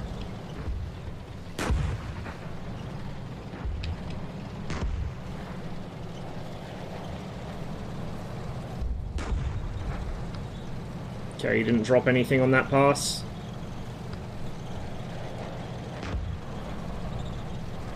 He might. Oh, he did. He just wiped that guy, probably.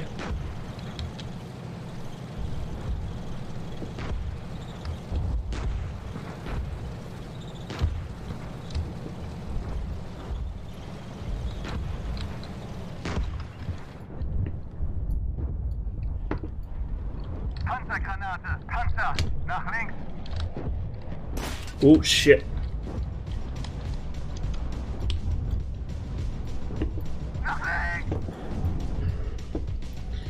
The ATGM is obviously not stabilized, being on the outside of the turret, and we are toast.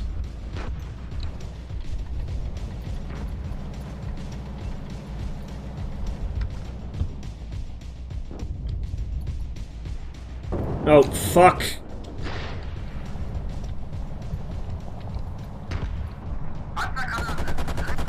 Go away.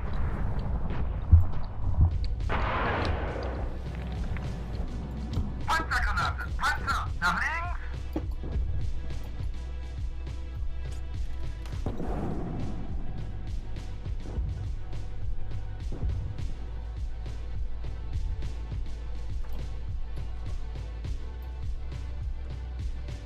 Okay, that was a good hit. I spy more Cobras. Hey there, buddy.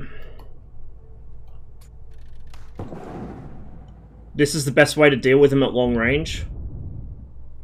Especially because if they see incoming fire, they'll start drifting over to the side to try and get away from it. Like, they'll actively strafe away from your shots. Whereas with the ATGMs, you can miss them, apparently. I must have hooked it right around his tail as he moved. God damn it.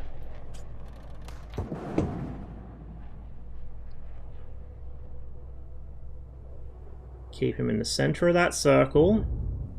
Oh no! Fuck! I shouldn't have moved. Now my missile's completely off target. And I've got none left. That was a bad idea. Now I'm in deep shit. Need to move. Too late! Oh! Nope, too late. Gunner wounded. Okay, gun's inoperable. Everyone's heavily wounded. We're gonna have to restart this in a minute.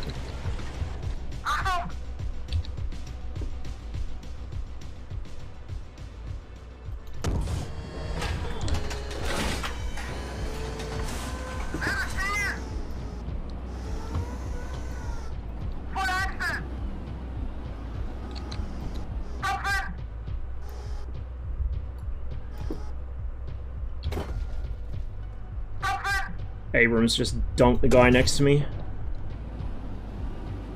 Just missed. We don't have anything left to engage him with.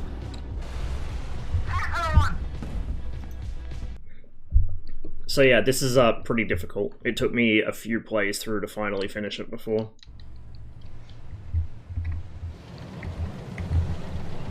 Okay, platoon formation line, platoon formation spacing 50. Dial up the range to 1400. Get our speed up to 25-ish kilometers an hour to keep up with the tanks.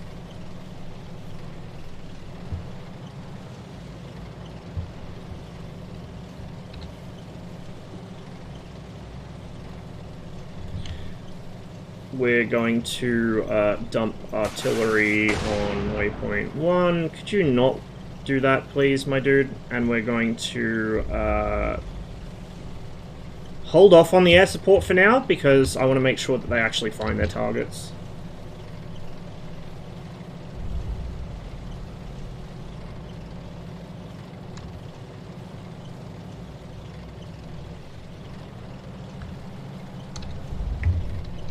Speed up a little here.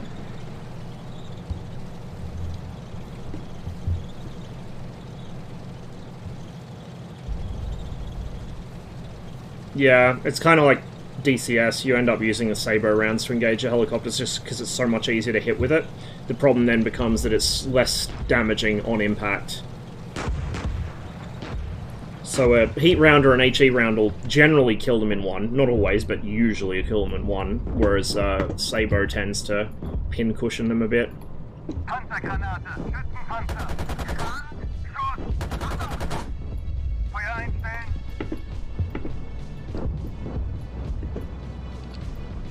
Panzergranate, Schützenpanzer. Wiederkannt, Schuss, Achtung!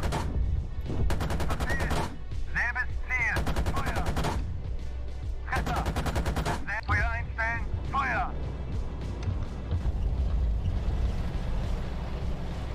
No thanks.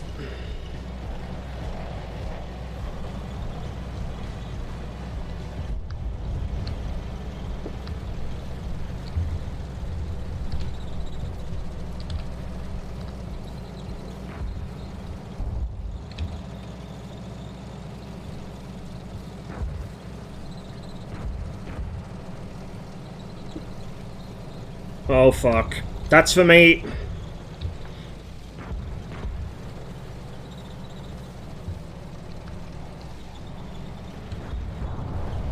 Parts are falling off the Phantom. I drove into it. Oh my god.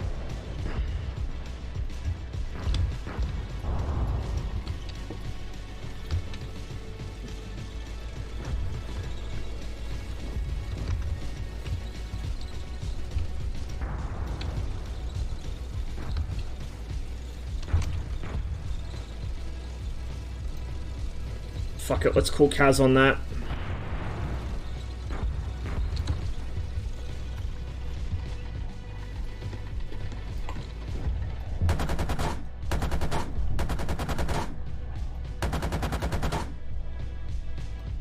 Go.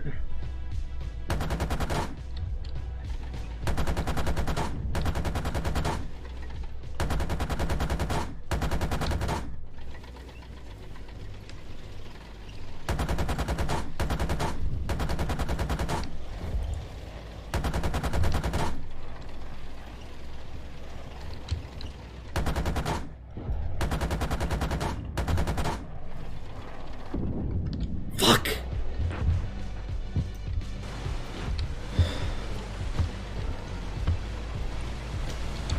Hohlladungsgranate, Panzer, erkannt, Feuer, Achtung! Zu hoch, Feuer einstellen! Really need to restock this, but I'm not gonna have time. Okay, he's down. We'll just yeet one at this guy, which is gonna miss. But we'll yeet one at him, and then we'll pull back and restock.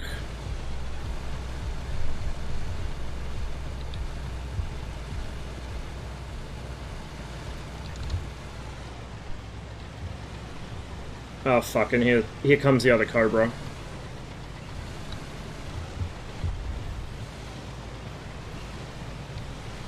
The key to this is really keeping the BMPs alive, which is really difficult to do because the Phantoms seem to prioritize them.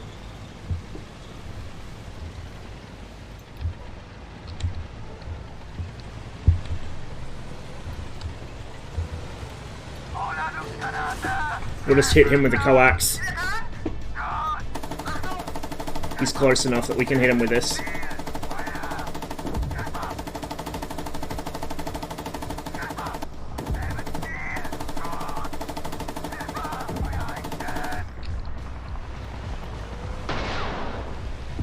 If you go through the woods, can the Phantom spot you? Not sure, actually. But going through the woods is a kind of an issue in itself. Because there's a good chance the AI will have a bit of a shit fit. Oh no. We're about to have a seconds from disaster moment here. Gotta wait for this guy to stop moving.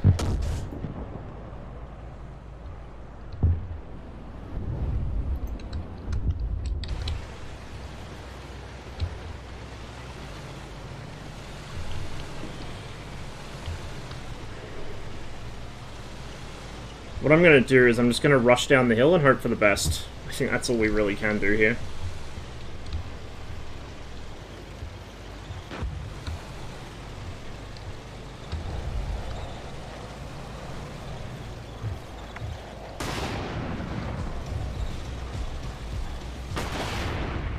Fucking hell.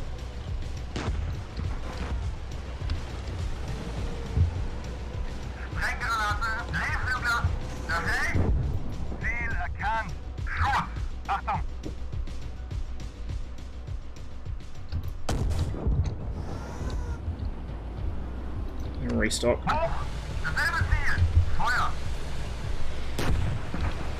The Abrams are starting to get involved, so we need to get into some low ground. There they are.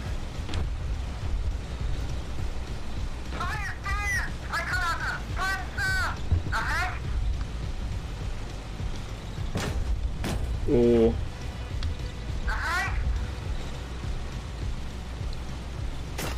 Yep. That was inevitable. Kind of doesn't help that these are... Oh, fuck. These are T-72Ms, not M1s, so we don't have the good turret even.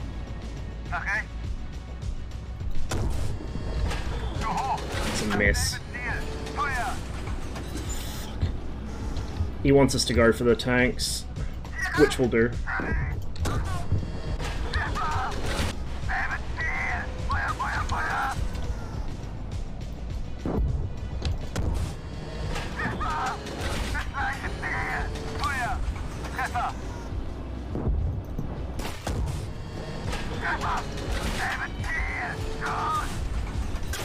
That wasn't a fight we were going to win. Oof, Jesus Christ.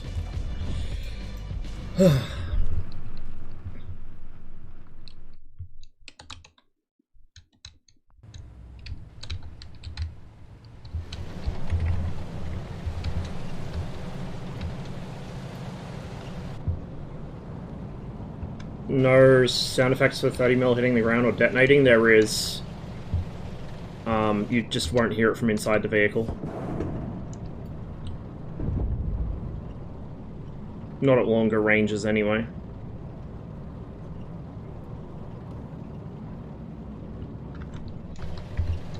So TC shouting, like basically same target, which is the equivalent of re-engage. Yeah, he does. It's because his spawn position has just enough sight line on something that he decides to engage it, but then, like, as soon as I start moving, he loses sight of it. So it's something that could be pretty easily fixed by just tuning the spawn location, to be honest.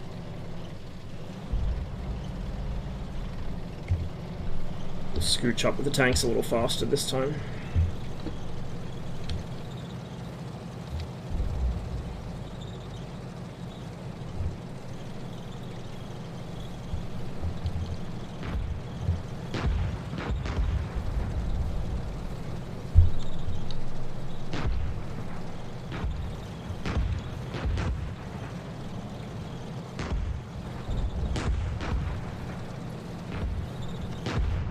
Panzergranate! Feuer einstellen! Panzergranate! Schutzenpanzer! Nach links! Ziel erkannt!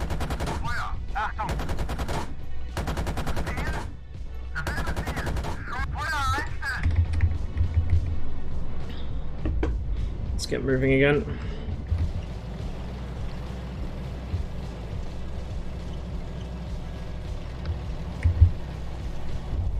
Hey, Stellar. Good to see you, mate. I am well. My poor tank and BMP crews, not so much.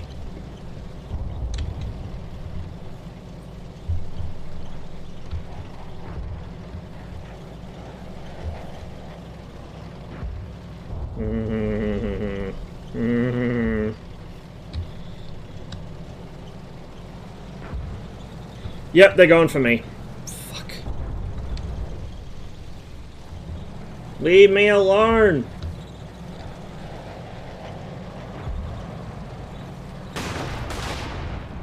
Well, that's him done. But 2 of us survived it. It's probably because we're straggling. We probably need to be closer to the tanks to avoid that happening. See if I can swap these guys. Get the tanks to stop wasting ammo on them. There they are.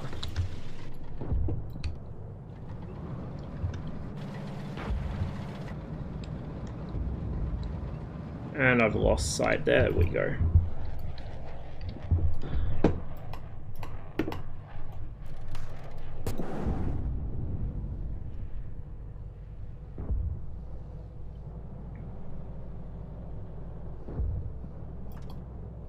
Just worried that Phantom's gonna roll in behind me and nail me while I'm doing this. It probably will.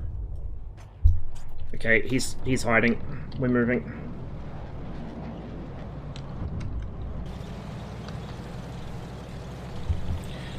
I'm gonna call in our close air support on where I expect the Abrams to be. Fuck's sake! We've now basically... If I can stop hitting the wrong key, we've basically lost this vehicle, so we're going to grab the other BMP that's still functional. Once your gunner is heavily wounded, that's pretty much curtains for you. Oh, go away! Jesus! Bomb the tanks instead.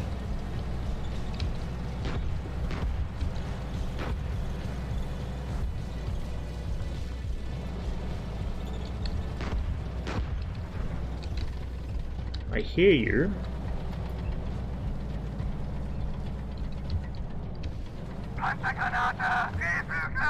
There you go. For fuck's sake! Bruh!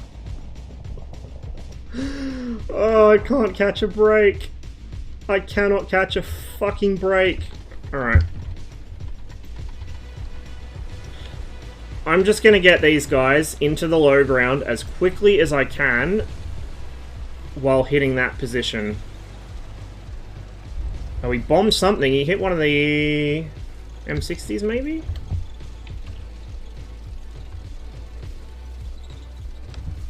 Engine sound bug is still a thing when you switch into a different vehicle sometimes. Oh, there goes the MiG-23. Did he hit something? Don't know, doesn't look like it. Hohlladungsgranate, Drehflügler, nach links.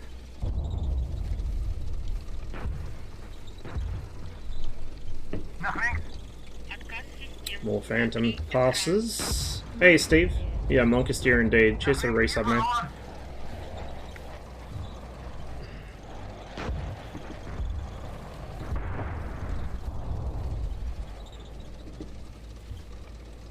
We'll get into the town. This would typically be a pretty bad idea, but we're just gonna have to do it. And infantry aren't in yet, so we might even get away with it. Maybe. We'll let it finish transferring this Sabo round, and then we'll turn off the restock, and we'll try and engage. This should at least put us on the flank of those Abrams. Should. Okay.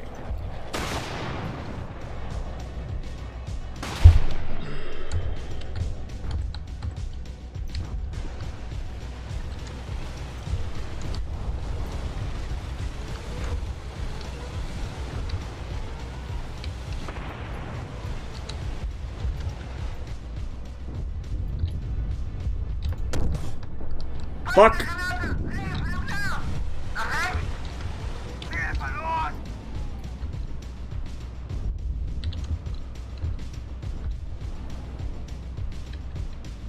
Oh, shit. And we're completely dry on ammo. Fuck. If I can avoid driving into a tree.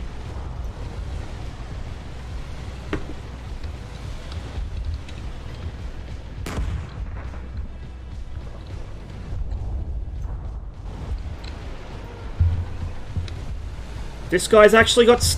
He's still got sabers left. Oh, it's a miracle.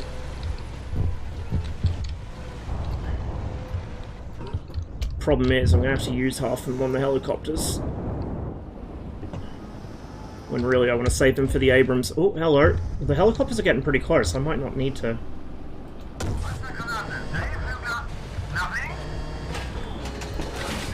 That did not kill him. Hydras.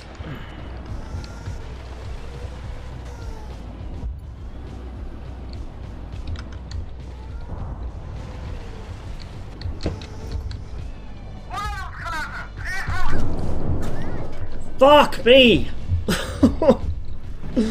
Pain. So much pain. Jesus Christ.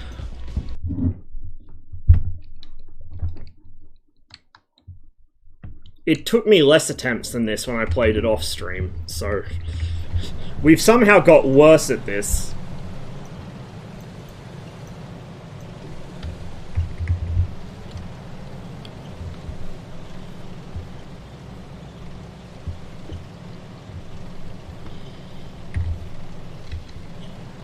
Try and keep up with the tanks a little more at least, because the Phantoms seem to go for us when we're straggling behind.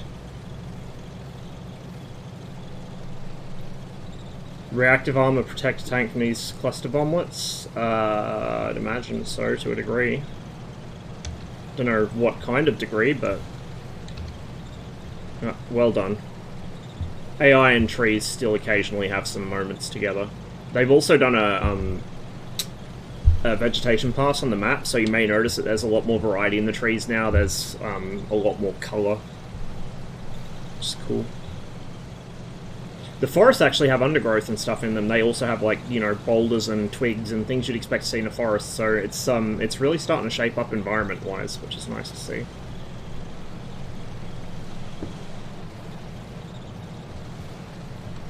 There's not much point using our artillery here. We'll use it there.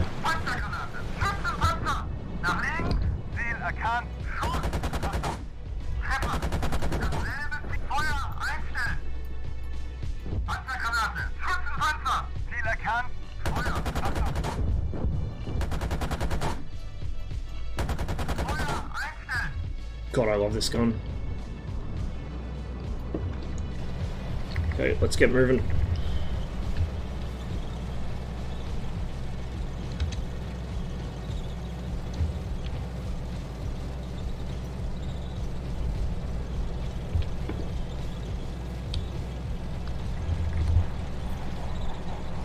MiG-23 fly past. The aircraft don't engage each other yet. That will probably come at some point in the more distant future.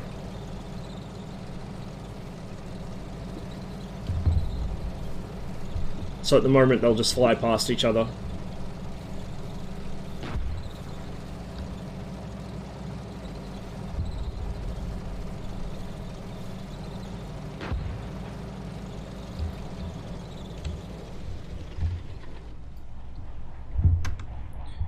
I'm gonna get bombed here. Pretty much guarantee it. Oh my god, we survived. Somehow. Come on. It's one.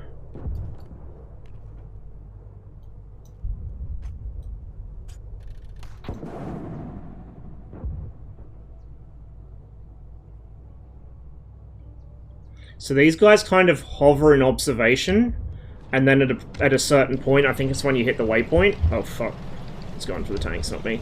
When you hit the waypoint, they'll dip down below the tree line and then actually circle around the back side of that forest, come up through the low ground, and they'll pop up literally right next to you and do a rocket attack, which has been what's kind of fucking us up on this flank. So get rid of them as quickly as possible. Then we've still got some tubes left for the Conquest, which is good. This might be less good. It's probably going for that tank at least.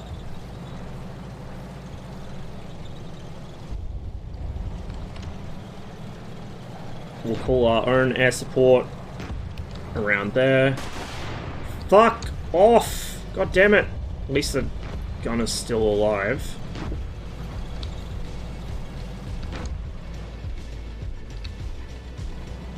Ideally, I want to keep these guys alive long enough to start hitting the Cobras that pop up over there, and possibly even the Abrams.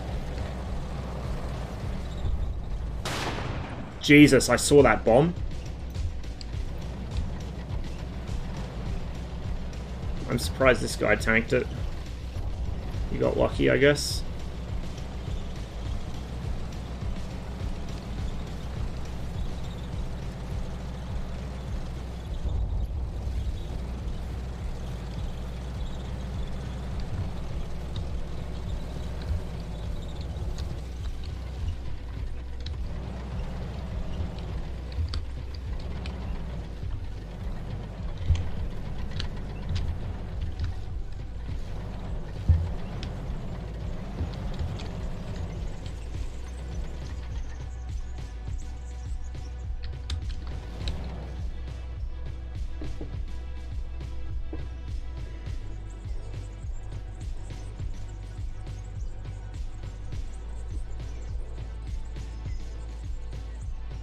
He spotted something.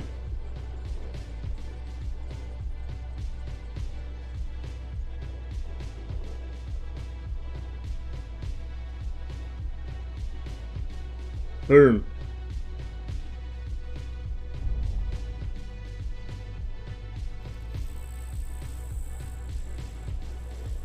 They're going for the tanks.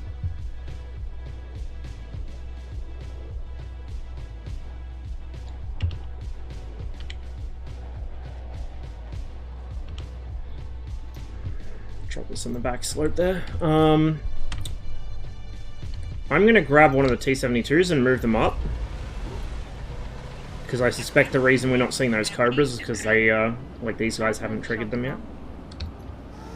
Hey, Kilson, cheers for resub, man. There they are, okay. We're gonna grab the BMP again. Why is he driving out of cover? I had him sitting in the tree line for a specific reason, god damn it. Actually, you know what, that's fair. He doesn't have an angle on the Cobras from here. Oh, please no. Fuck! Well, we just lost his gunner, so... I always press the wrong button on this. We're gonna bail out the crew. And hope for the best!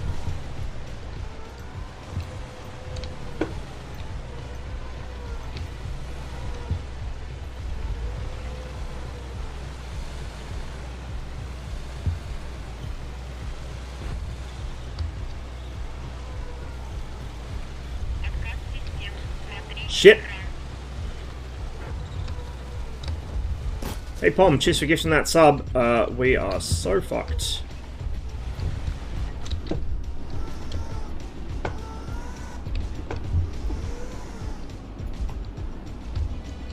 Panzergranate, Panzer, nach links. Ziel erkannt, Schuss, Achtung! Treffer, dasselbe Ziel, Schuss, Treffer. We'll get the easier target. Treffer, neues Ziel, Panzergranate, Panzer, Ziel erkannt, Schuss, Achtung! It's giving me side. Fuck. Man! It's not my day today. Verfehlt!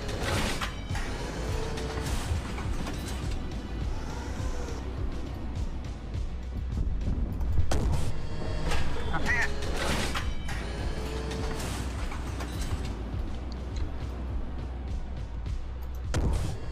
Treffer! Dasselbe Ziel! Schuss! Treffer! We'll try one more time. This one is really difficult to do. Winning run of this, I mainly ignore the BMPs and just took command of the tank. Yeah, I find the BMPs are the best for dealing with the Cobras, though. So I tend to stick with them as long as possible.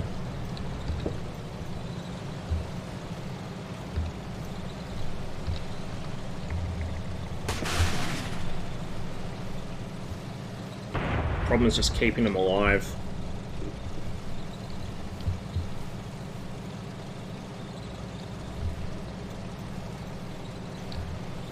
Make sure they're in the right not column, fuck.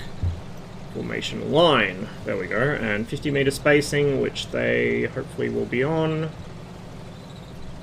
Keep them nice and spread out.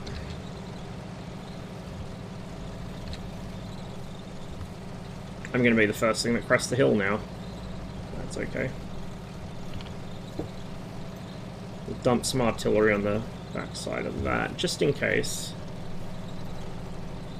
So that's the position they come up from, so they might be staging behind that. Panzergranate! Schutzenpanzer! Ziel erkannt! Schuss! Achtung! Feuer einstellen!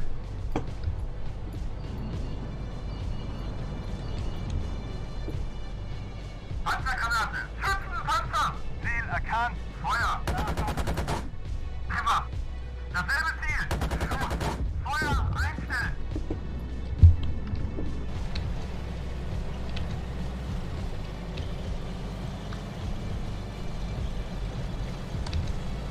Might spread these guys out even further.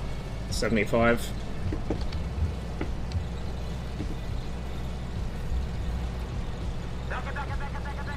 Hey, Blue Echo! Cheers for the raid, man. Appreciate it. Hope you had a good stream. We're punishing ourselves by playing the April Fool's missions in Ghpc. And getting slam dunked on by phantoms, mostly.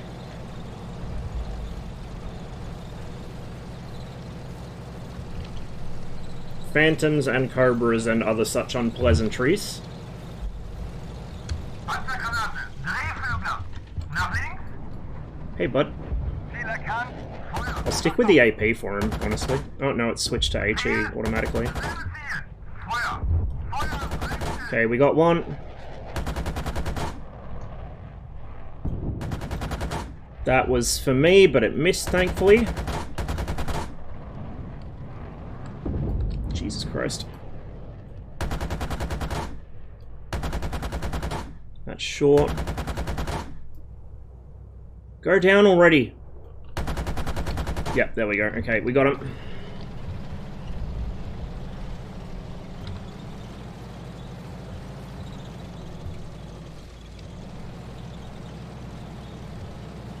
Let's say those two were what got hit with that bomb that landed near us. So they're down.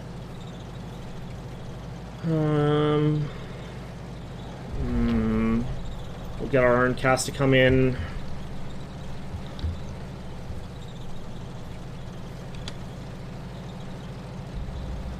So yeah, I think we need to kind of kick out to the left to get an angle on where those other Cobras are going to pop out, which is there. Oh shit. I've basically just driven into this. Avoid crashing into him. Oh. Crash into him anyway. Excellent. That was my own fault.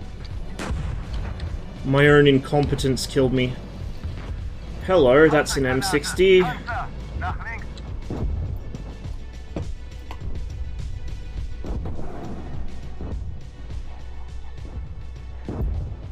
Please don't bomb me, please don't bomb me, please don't bomb me.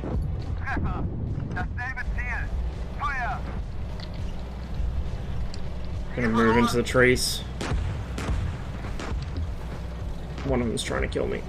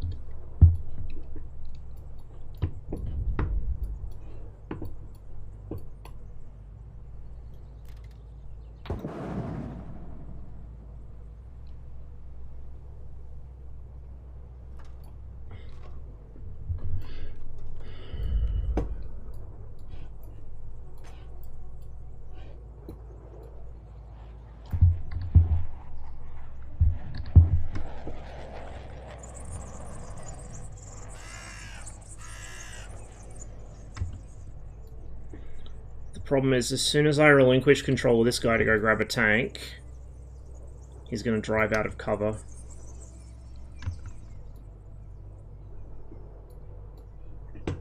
And get murdered.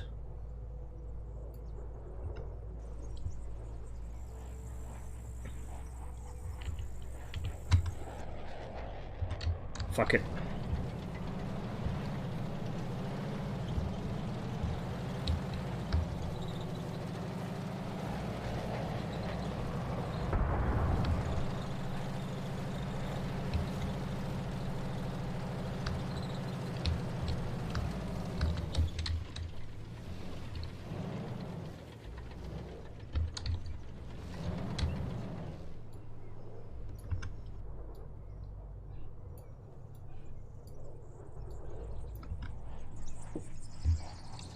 Please go away.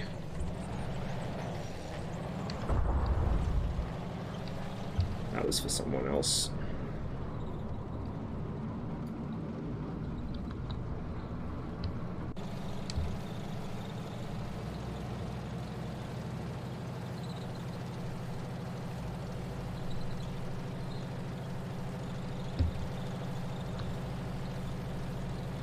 There's a Cobra.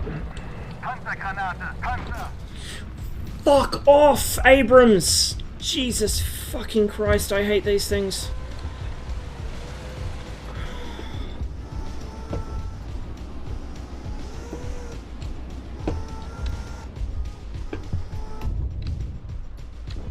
Panzergranate, Panzer! Wiedergang! Schuss! Achtung!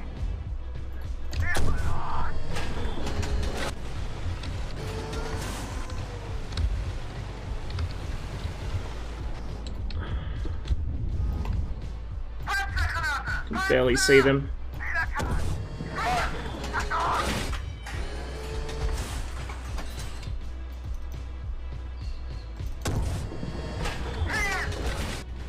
Keep pushing so I can get some sight around that smoke. Oh, we got him! Thank fuck! There's another one behind, and there's another one to the right. Oh, the one behind just brewed up. He's still oh. Bro! Come on!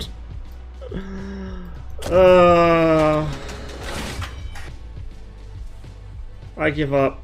I did finish this off stream, but I think it's a lost cause at the moment, guys. I'm cursed with streamer luck. See if we can at least kill these fucking things. I think that one's dead. It's the one behind that's causing problems.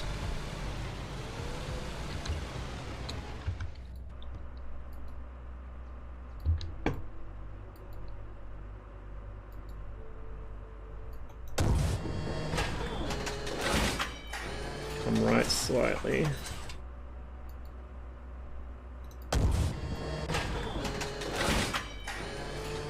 And we missed, and that's a tow.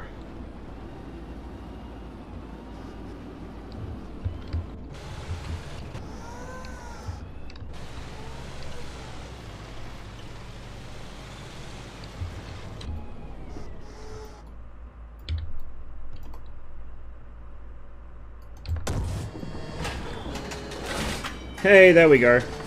Oh, it wasn't a tow, sorry, it was the pedals off my Sabo.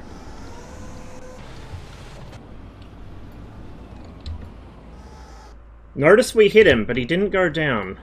This is the problem with engaging them with Sabo, is... yeah, they're easier to hit with it, but you can't be sure it's actually going to kill them. That one probably went through the rotor gearbox or something.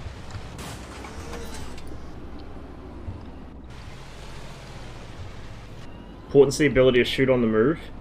It doesn't matter, because the Abrams will still hit you. Like, this is the thing. You know what? Once more. One more try.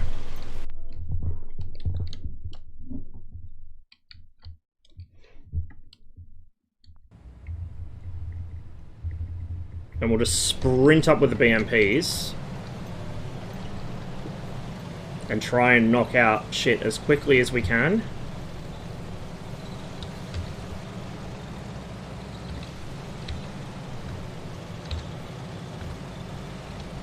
And then push them down into a position where they either are covered from the Abrams so they can't see them or can't hit them, or at least are safe from being bombed.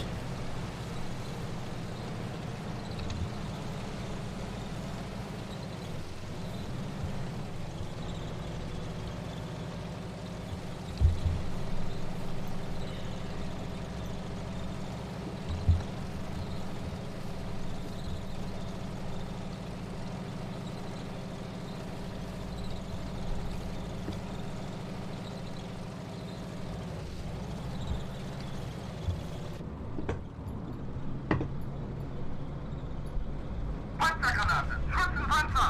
Ziel erkannt! Schuss! Achtung! Ziel! Dasselbe Ziel! Feuer! Immer! Feuer! Ziel! Panzergranate! Schutzenpanzer! Ziel erkannt! Schuss! Achtung! Feuer einstellen!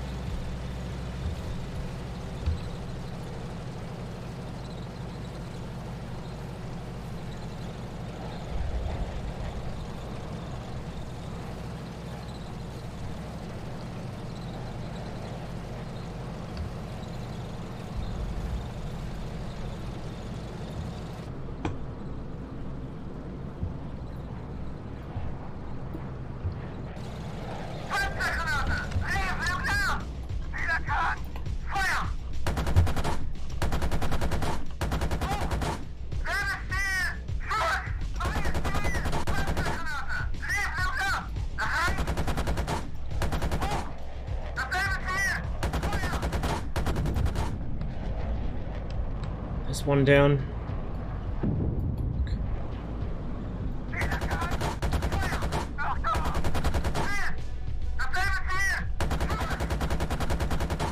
We got plenty of HE, so we can just spam it at them. That should kill him.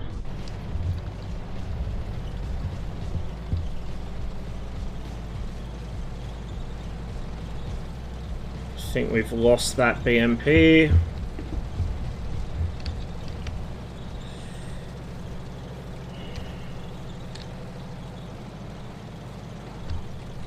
That's going to be a run on the tanks.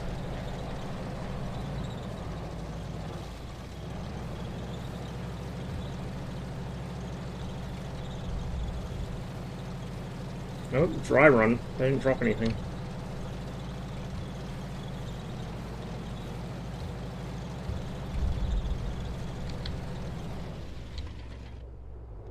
Is that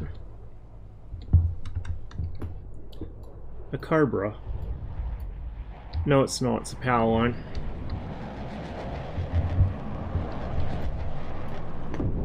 Fuck's sake! And this one's combat ineffective.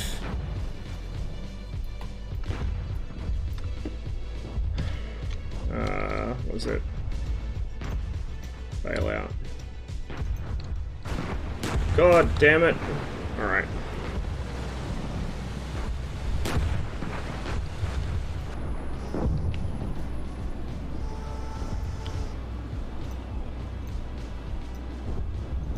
Should have called them a little closer.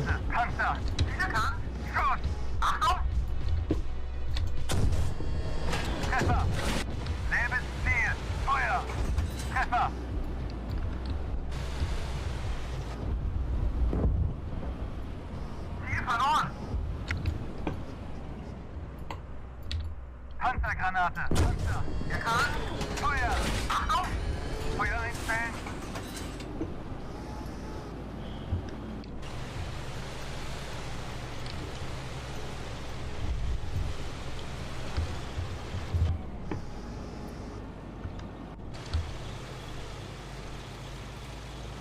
There you are, you little shit.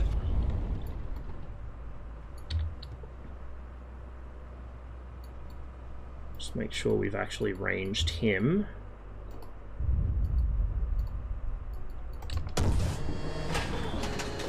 There's a good hit. And a kill. Don't see the other one yet.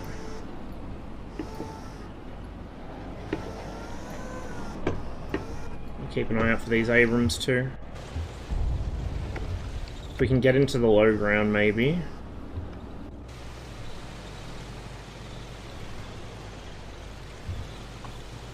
That's either for us or one of our platoon mates. Stewie, cheers for follow. Platoon formation column. Get him through the town.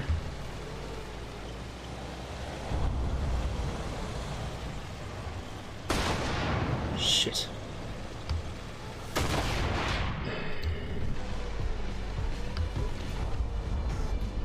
Saw that one too late.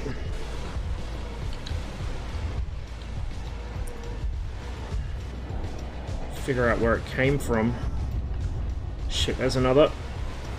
Oh, right over my head.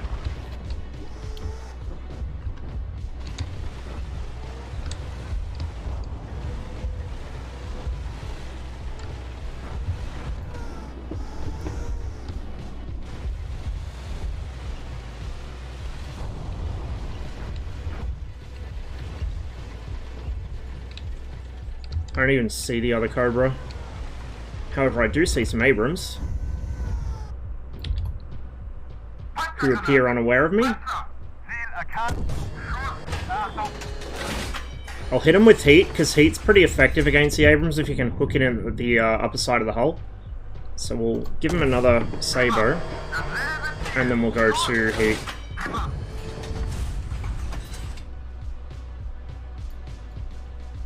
If we can hit him right under his turret with that, should fuck him up pretty good. That was a bomb from the MiG-23.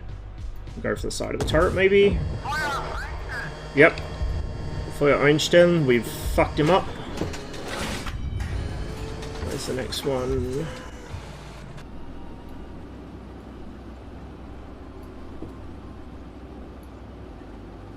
I'll make sure I'm not exposing myself too much to that Cobra. If I can even figure out where it is. Infantry are not in yet, but they will be added to the game. And they'll be a major component of it.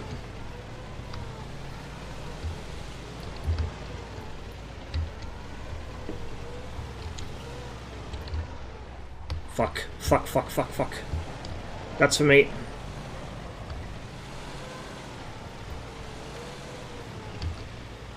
Maybe not. Holy shit. If we lose one more tank, I think we're going to lose the mission, but we might maybe have a chance here. We can just figure out what this last Cobra is and kill it. What am I stuck on? Oh. Kind of high-centered myself.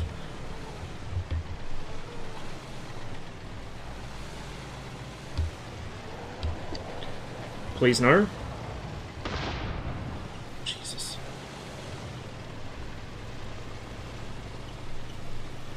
He's machine gunning something. He must be up amongst their trucks now. Maybe the other Cobra got downed? Possibly, I want to believe.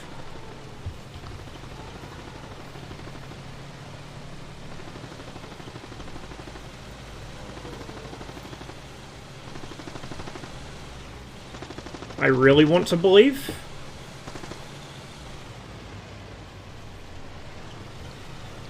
Dead Abrams.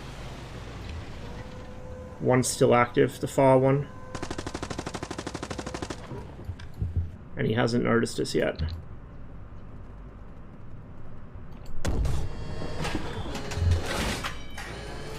Ah! Finally! I still don't like that I don't know where that Cobra is.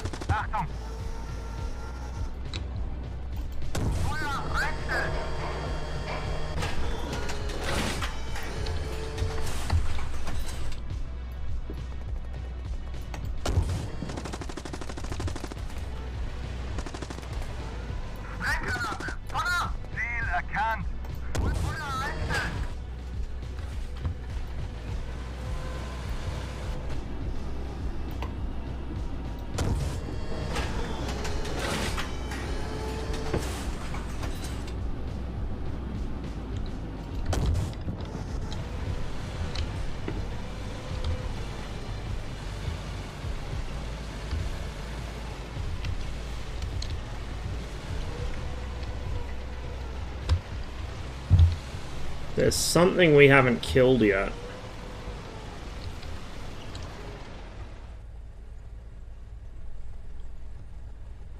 And it could well be that Cobra.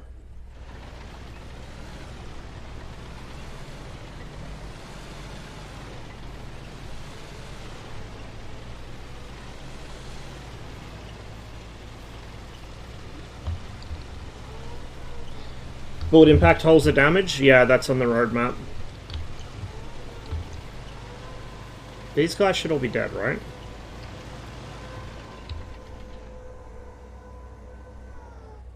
Hatches are all popped, so they should be. We'll make sure.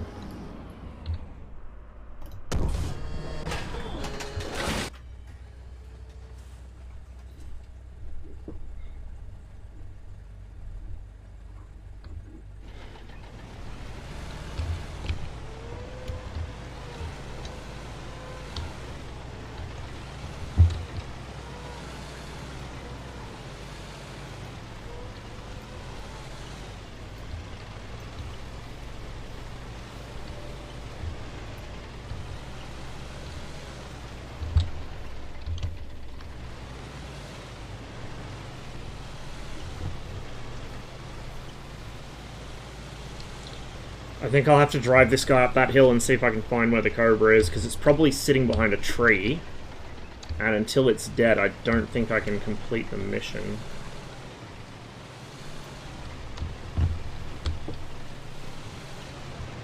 We definitely got the one over there, because you can see the two different wrecks. But there's only one helicopter wreck up here.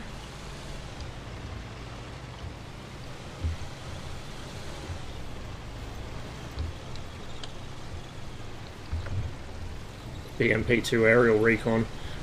My BMPs are all dead, unfortunately. The Phantoms had something to say about that.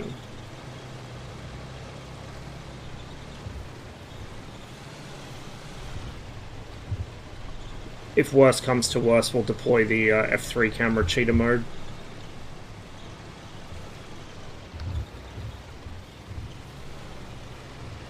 But this is my luck today. It's taken us, what, like 10 attempts to actually get to this point without failing the mission, and now the mission is trying to make itself impossible to complete for me. Streamer luck. I think I can hear it.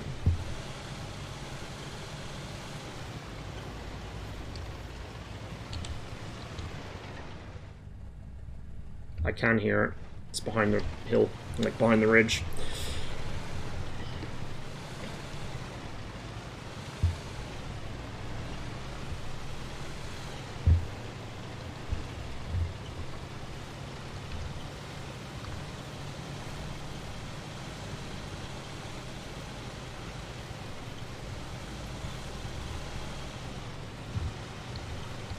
Hey, Bale Physics 1.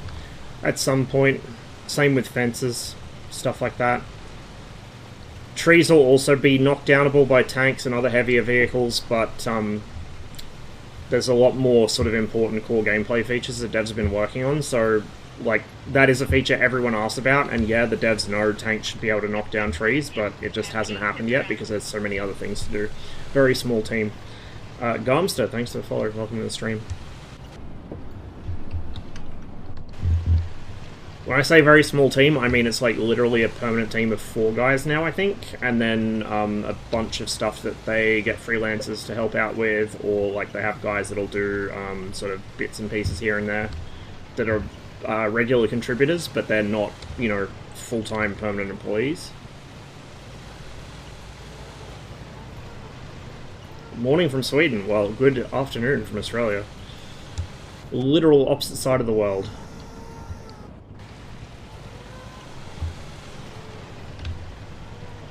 There you are, you shit.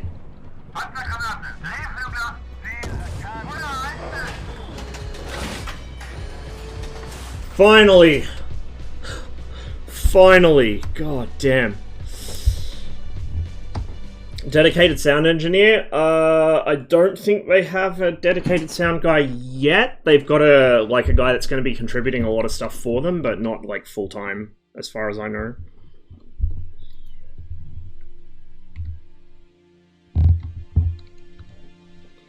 So the first hit, actually, was our MiG-20... No, that was artillery, sorry. So I was pretty good with that. I managed to put artillery right on those trucks. Totally not metagaming.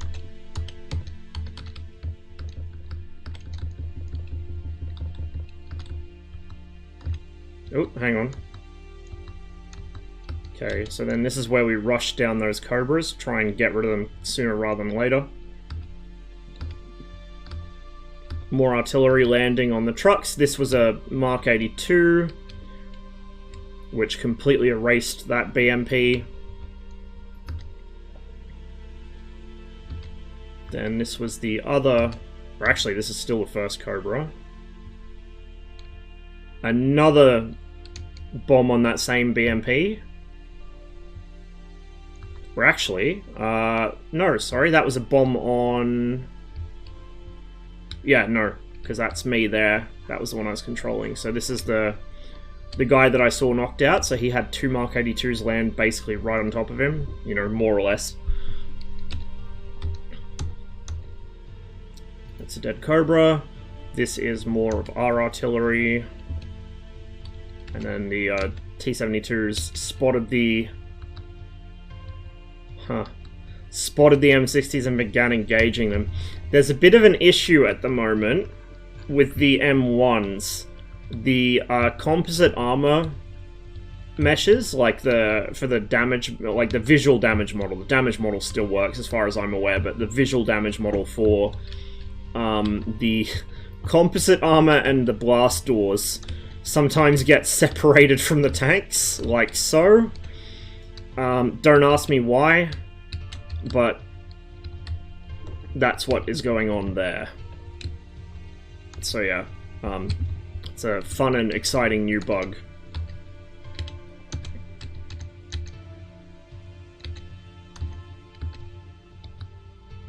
Then this is after I'd lost my BMPs, I guess, and I took command of the tanks.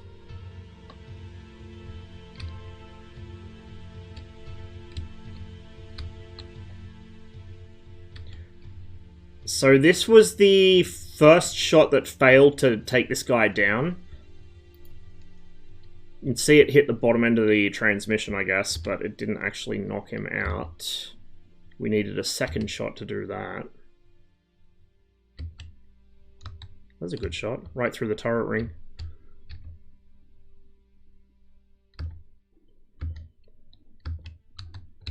That was a Mark 82, which I think knocked that guy out.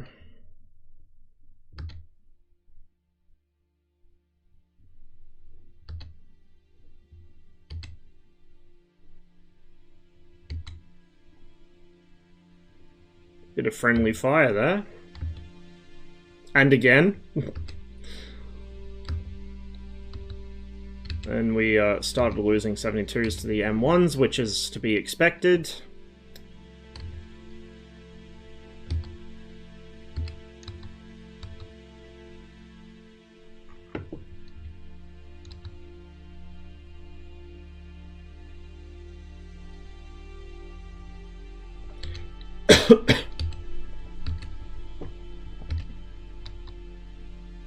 This guy in the back, he needs a bit of a talking to, I think.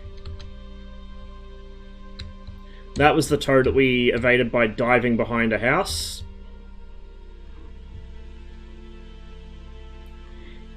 Interestingly, the damage model issue seems to be happening to the T-72s as well, because you can see it's only showing the breech of the gun, it's not showing the actual, like, gun trunnions and stuff. Which is curious.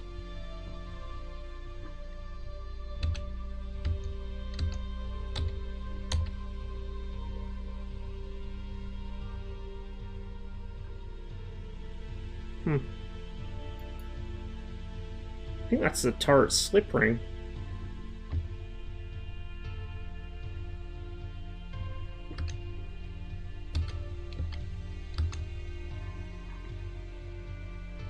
Oh no, it's the The carousel's not showing either. So yeah, the damage model visualization's a bit janky this patch. But the damage models are still working. You can tell from the debug text that it's still working. It's just that some elements aren't displaying properly, or they're desyncing from the vehicles they're supposed to be attached to.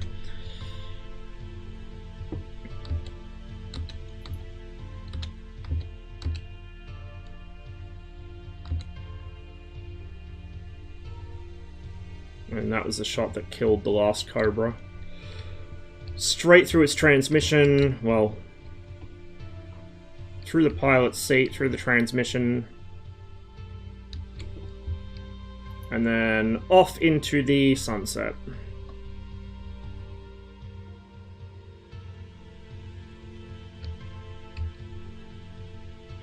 And then this is Skybox, so it'll actually continue through the terrain here, because this terrain, I don't think it has collision, or it only has enough collision to like trigger HE shells. It doesn't actually have enough to stop a Sabo.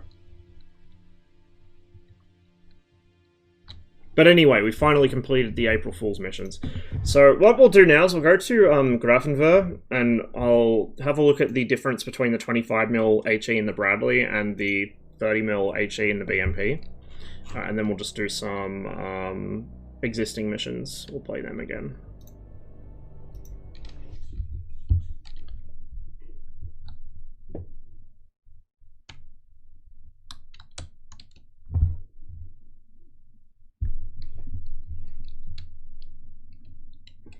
One thing that's been noted so far with the BMP2 is it has a bit of a fun issue where it has a laser designator, but a laser rangefinder, but it only works inconsistently. It shouldn't have one. It's just, I think that was missed in the scramble to get everything done in time for the patch. So like if I just spam E, in fact, is it gonna work? It might not.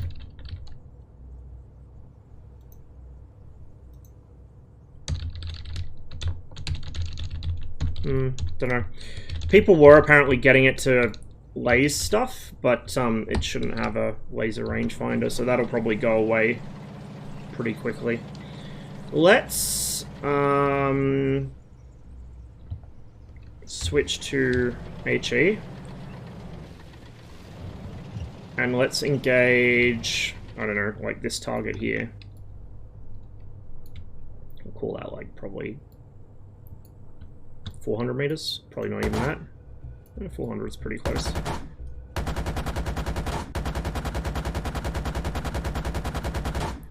Now let's switch to the Bradley.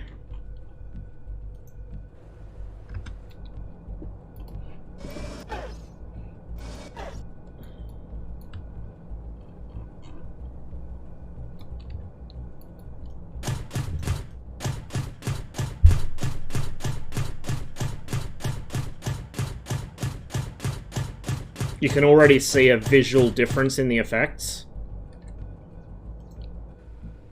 Whereas if we go back to the BMP and engage it again,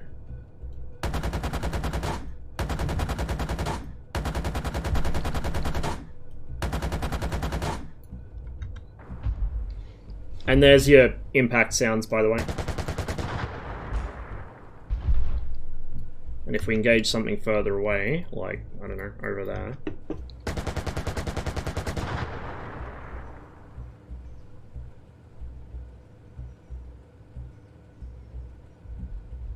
you can barely hear it.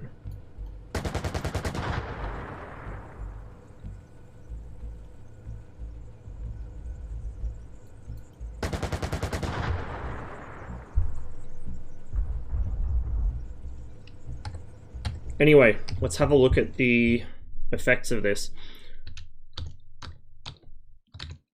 So if you have a look at the amount of frags that's throwing and how far it's throwing them,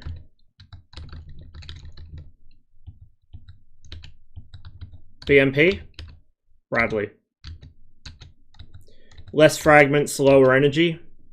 So remember the fragments are color-coded, so white is the main body of the projectile. Yellow is high energy, so it's moving quickly, or it's, you know, a reasonably weighty chunk moving at good speed. Orange is like medium energy, red's low energy. So there's a lot of yellow going on here, whereas the Bradley, there's no yellow. It's just orange is the best you get, and there's less of it. So the 30mm is quite a bit more effective, and in fact, if we restart the level, we will go harass the front of the M60s with HE rounds. Actually, no, we'll go for side shots, because we do have a better chance of getting something through the side. And the point's just basically to compare, like, the effectiveness, or, like, the chance of actually nailing a tank with an HE shot to the side.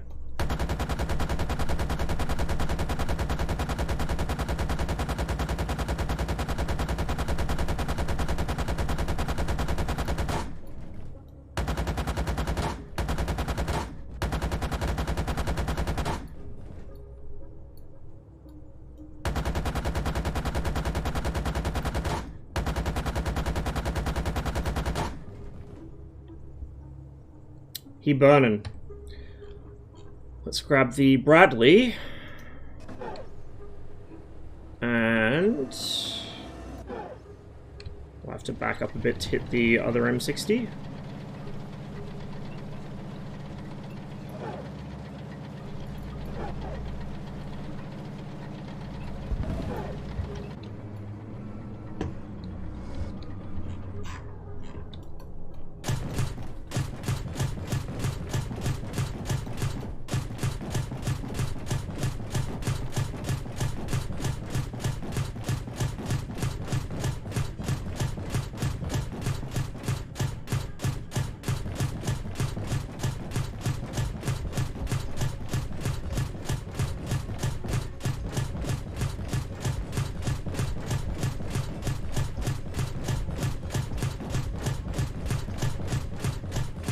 Like, even hitting around the optics, hitting around the gun, we haven't knocked him out yet.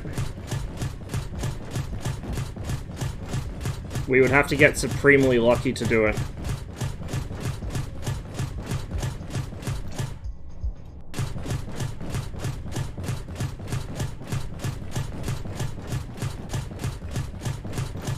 So then if we compare, is that just a skirt amount around the American gun fabric? You mean around the gun mantlet? It's basically, yeah, just like a canvas cover or something. Most tanks have that.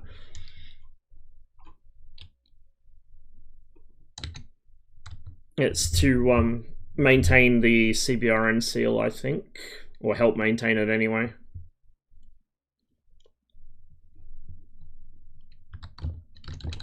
So if we look at what we did with those,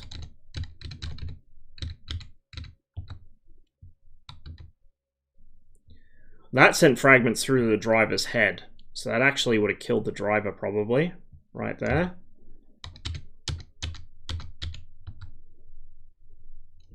That hit pretty much on the... interesting. Yeah, damage model desync again, but that would have hit and sent a fragment down through the gunner's primary sight, maybe.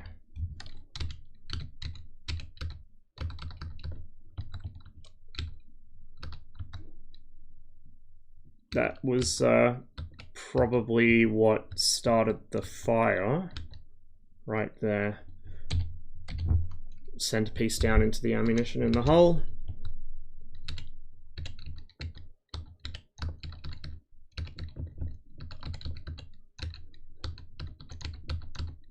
But as you can see, if you just pound a tank with enough HE from the 30mm, you will eventually get lucky.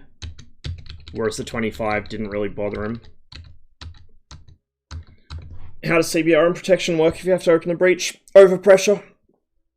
So, the major part of the CBRN protection system of a tank is an overpressure, an internal overpressure. So the air pressure inside the tank is higher than the air pressure outside, the ambient air pressure. And that means if there's any opening, say like opening the gun breech to load the gun, or the ejection hatch on the T-72, or anything like that, it will force the air, like, out, rather than air from the outside coming in. Obviously, it's only effective up to a point. If you have your hatches open, it can't maintain the overpressure, but against brief and relatively small openings, it works well enough.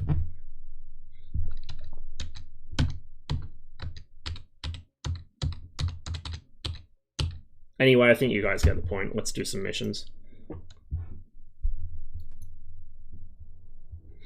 I think what we'll do is, because they've recently done some more work on the hit effects and the muzzle blasts and stuff, we will do... which map is it? Northfields, I think. Eastern Hills is the new one I was thinking of, not Northfields. So let's do Kinetic Key. So we'll have a shitload of targets to shoot at with a single platoon of M60s.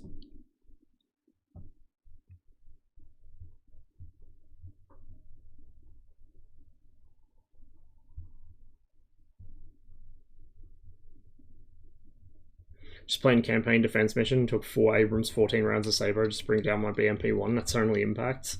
Yeah, sometimes you get lucky with that. Like, I had a T-55 in the Hunting Goliath mission, and just, it must have been angled perfectly by accident, because it had been tracked, right? So it was just sitting at the perfect angle, and it couldn't move. And they just kept either putting shots through the empty wet rack, so it wasn't doing anything, or missing or bouncing.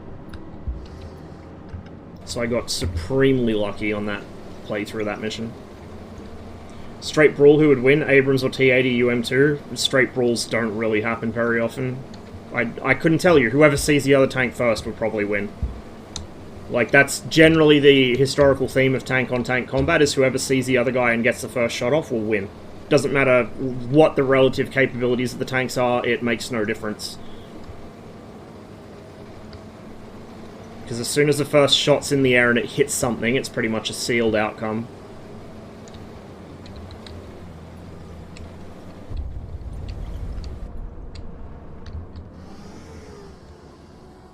Okay, we got targets coming from every angle. He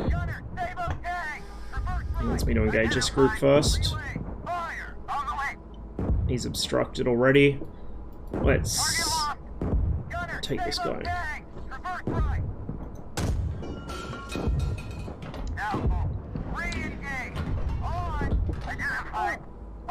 Gonna have to wait for him to come out from behind that hill. Let's engage these in the meantime.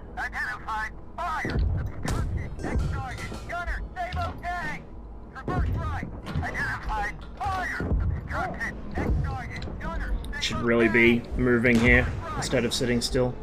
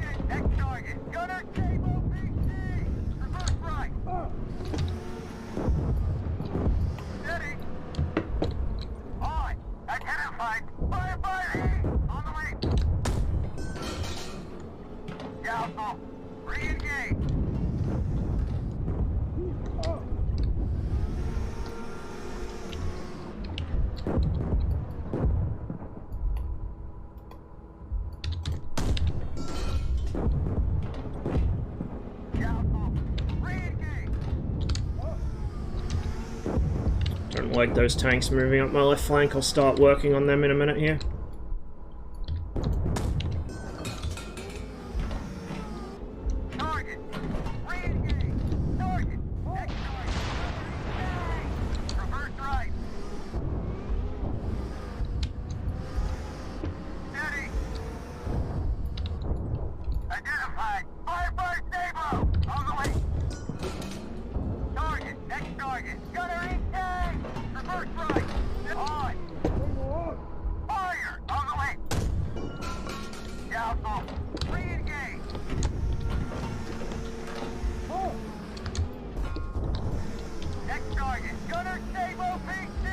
Fuck that. These guys are going to be a problem.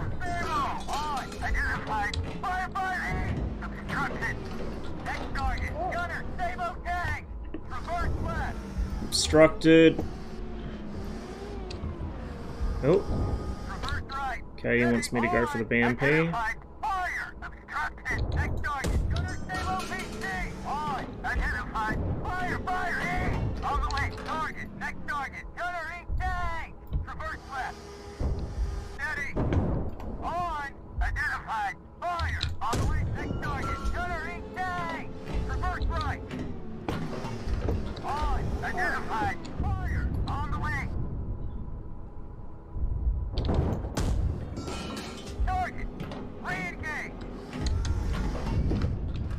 This could be going a lot better.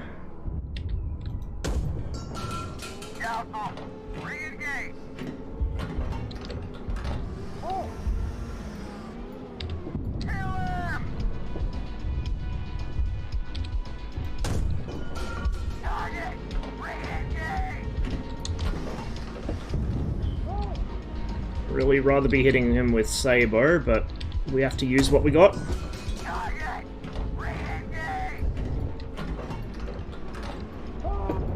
Looks like all our guys are still up, which is kind of surprising, because I'm hearing people getting hit around me.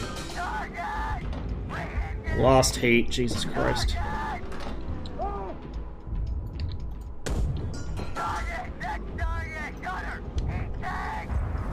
got to restock. We'll grab another tank. What are you doing so exposed? Jesus Christ.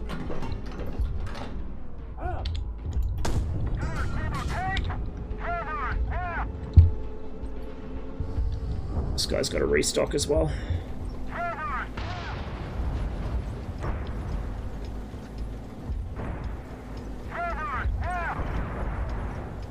This is the M60A3, it's always had this. Like, it's literally always had this. This guy's pretty screwed.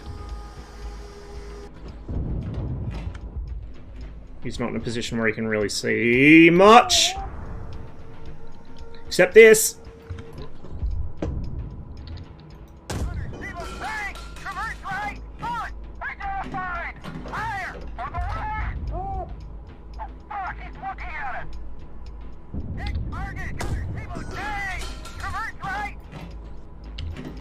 There's a hit. Yeah, it's always been in the game. Like, the M60A3 has always had lead in the game. Always. Like, literally since it was added, and it was one of the first tanks in it.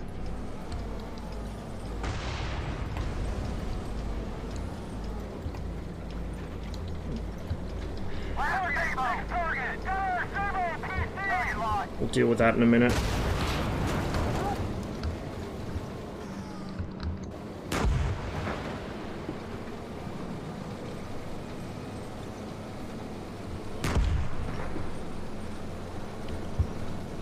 I'm exposing myself to go chasing after this one T-72, but I need to stop him from actually getting to the objective. Oh, thank God for that.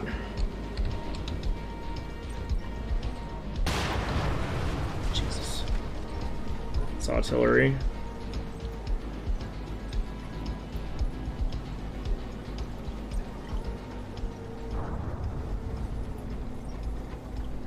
I don't really enjoy it anymore, to be honest. Like, I hadn't played War Thunder in probably over 6 months. I rarely play it anyway. I play it for like a couple days a year at most. But it's the grind. Like, all the stuff I actually want is either impossible to get because of the grind, or I already have it, but I can't play it because it costs too much in the in-game economy. Like, if it wasn't for grind, I would play that game all the time, despite all its other flaws. But I can't do grind. I cannot do grind anymore. So, free-to-play fucking unlock games, I just don't do them anymore. Like, it just irritates me a lot more than it gives me any sense of satisfaction or fun. Radar, God no. It's just using essentially what a gyro sight uses. It's taking the traverse rate of the turret, averaging it over a certain amount of time, and then using that. And for the more advanced lead systems, like what the Abrams has, where it can make a shot from a moving tank to a moving target, it also factors in the direction of the hull relative to the turret, the speed that the tank is moving at, and any change between those.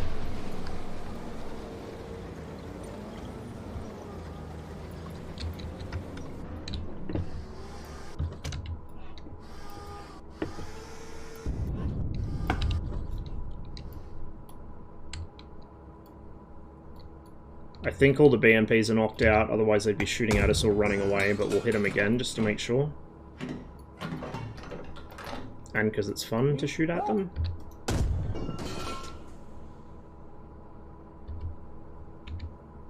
Alright, let's have a look at the carnage.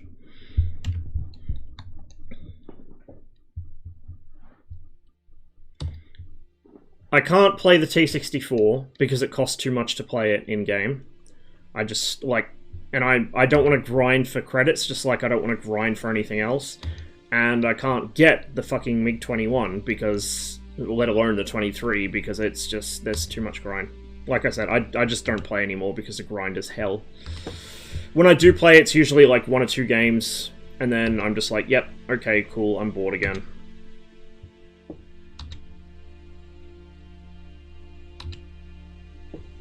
And I don't really, like, I've got friends that play War Thunder still, but I don't really feel inclined to play it just to play with friends that I could play other games with. So, it has no appeal to me.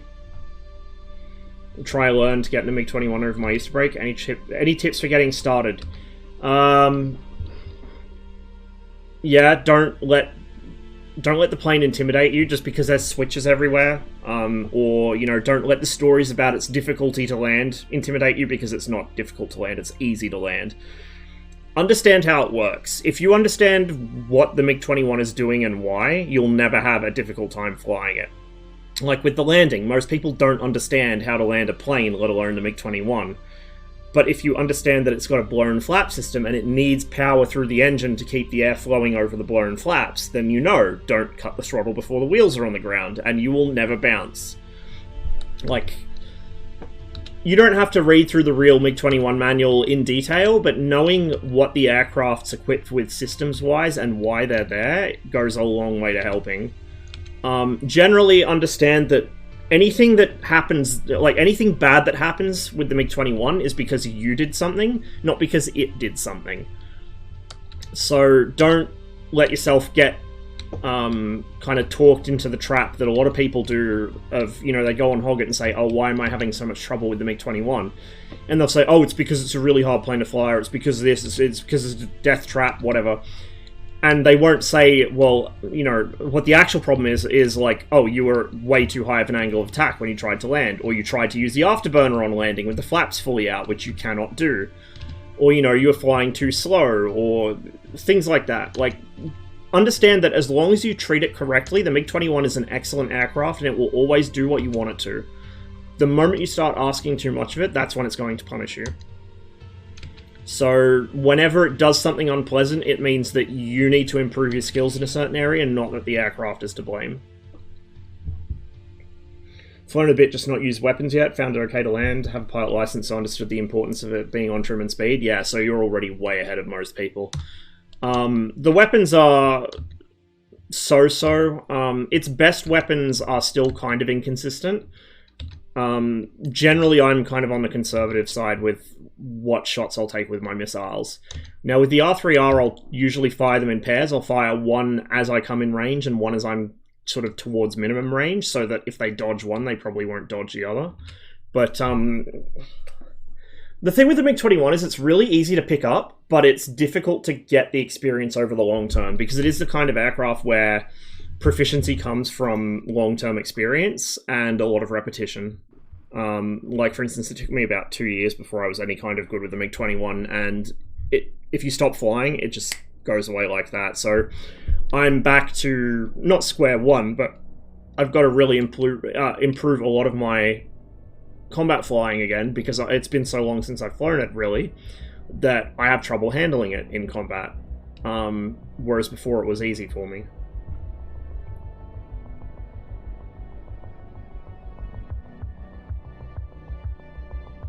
PPL instructor used to fly the MiG-21? That's awesome, man. Holy shit. That's fucking awesome.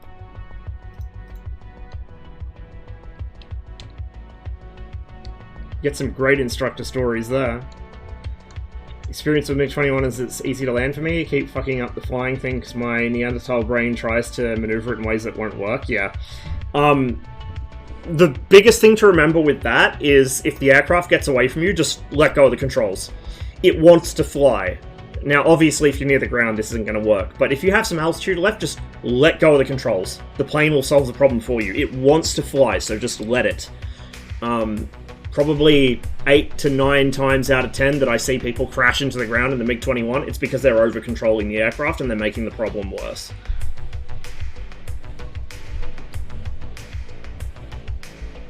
So even if I buy a premium tank or plane, I won't be able to use them after some games? I mean, you will, but then you have to give money to Gaijin, which I don't want to do.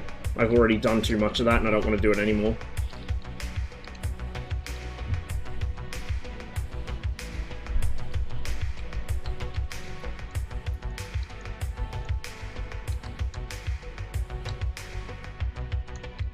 MiG-21 stream when? I don't know. I kind of think I might... I don't think the bullet crater thing's been fixed yet. It's probably going to be fixed next patch, unless it has been fixed and no one's told me. So I was going to say I could hop on DCS today, but I don't know if I want to before the performance fix. Soon.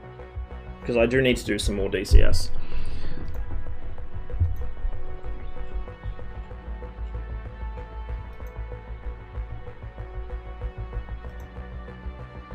Alright, this mission. Let's do this one.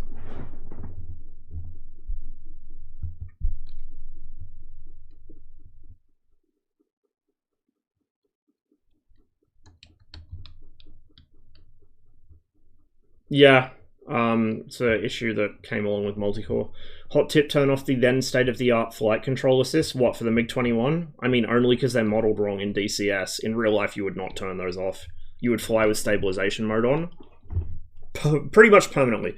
The only time you turn that off is for aerobatics or maybe combat, but like takeoff, landing, cruise, doesn't matter, you would leave stabilization mode on. You would never ever turn it off.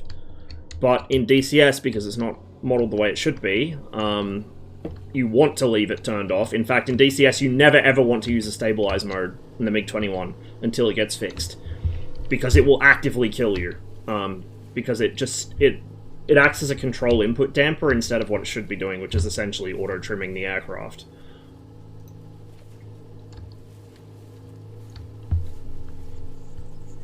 Oh yeah, people do that all the fucking time. Do not fuck with the ARU. I know Enigma said to do it for the MiG-19. I know people say to do it all the time for the MiG-21. Do not fuck with the ARU. It's there for a reason. Manually fucking with the ARU does not do anything good.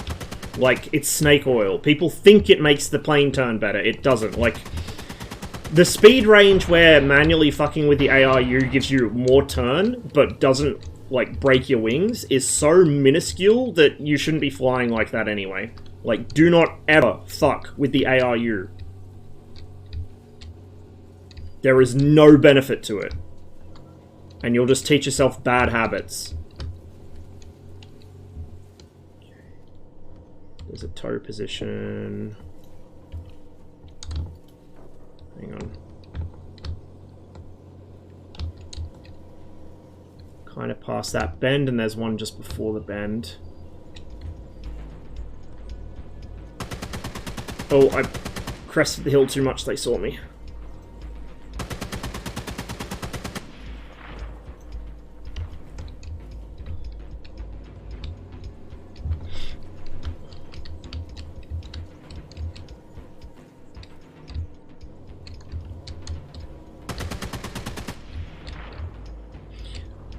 One thing I've noticed is the BRDM doesn't have crew voices yet. I'm not sure if that was an oversight or not. That's a little long. So I need to bring it forwards to like here, probably.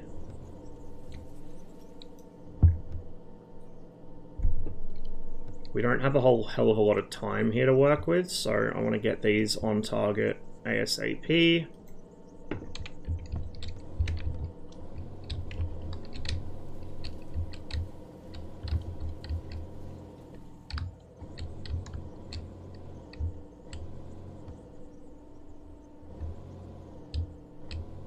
That's more like it. Oh, that's more like it. Oh, that's a beautiful sight.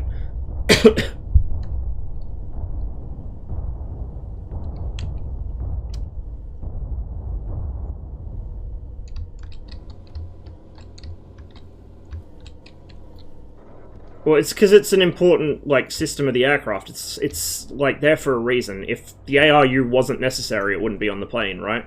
This is the thing, DCS players, and not just DCS, but IL-2 players, like, you give someone the ability to min-max by turning an important system off, they'll do it. They'll find a way to get around the consequences because simulators still are not 100% realistic. They can't give you realistic consequences 100% of the time, but there's literally no benefit to turning it off. All you're doing is teaching yourself really shitty habits that are going to bite you later. Like, it genuinely does not help. But people just say, oh yeah, it helps, turn the ARU off because it makes the plane turn better. Because they just hear it repeated enough times, they actually believe it. Like, this is the thing, probably 90+% of advice you'll hear from DCS players is fucking garbage. They've just heard it from Hoggit or something, and it gets repeated so often, they start believing it. Like, there's so much shit that people will say that has no bearing on reality. Doesn't even have a bearing on how things work in the game. It's just repeated until it becomes FUD lore, pretty much. That's still a bit short.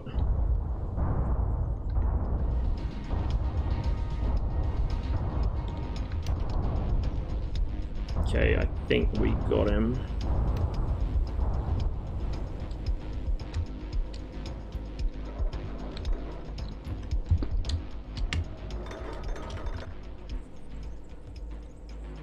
Yep, gunners are down. Cool. There's some M60s moving around in the background there. What I'm going to do is I'm going to drop artillery on this side of the town, and we'll scooch up into that tree line.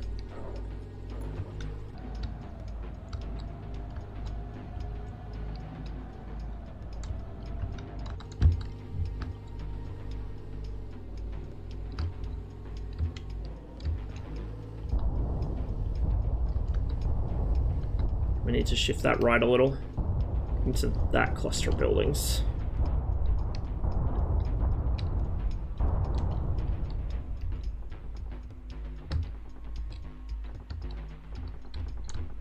Minimize utility, maximize stupid. I mean, like, sometimes there's a time and place for it, but, like, the ARU thing is not one of those. It really isn't.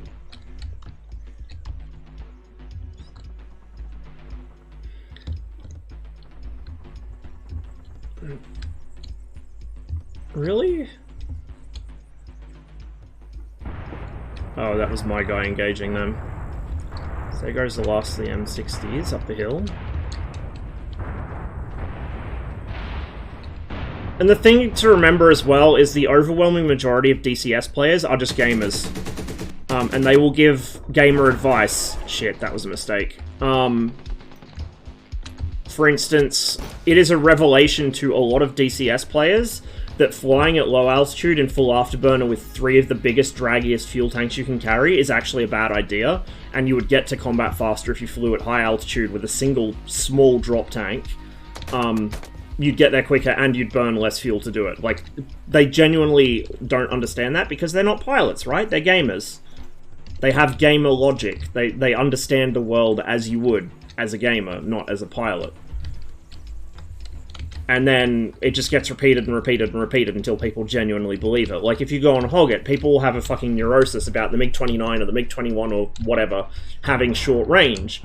Or, you know, you'll see them always carrying as many fuel tanks as they can possibly carry and then complaining the aircraft doesn't perform well. Like, well, what the fuck do you expect? Fly at high altitude with your engine throttled back a little bit, or even in, you know, MiG-21 you can fly in minimum afterburner at high altitude and burn less fuel than if you fly at mil power down low. Like, this is stuff that they just genuinely do not understand. even though it's basic knowledge to anyone who understands aviation or how an engine works.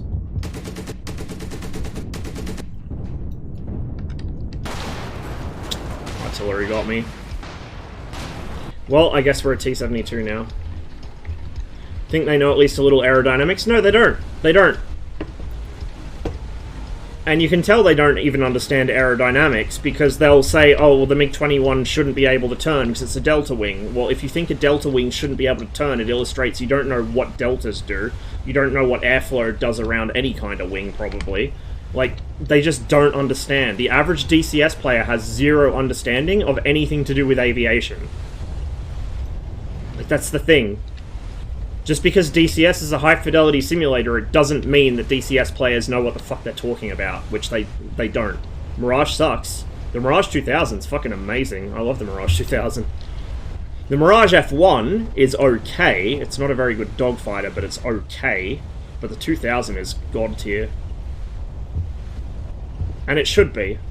It's a relatively small, relatively light fighter with decent engine power. And the delta wing means it turns very well, once. It doesn't sustain a turn too well, it probably still sustains it a little better than it should. But it'll pull an amazing instantaneous turn. And it should be able to, because that's what delta wings can do. They burn energy quickly because they're making so much induced drag off the wing, right?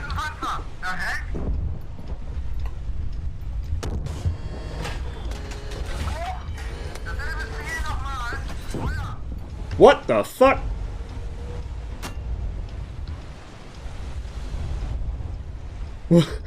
What?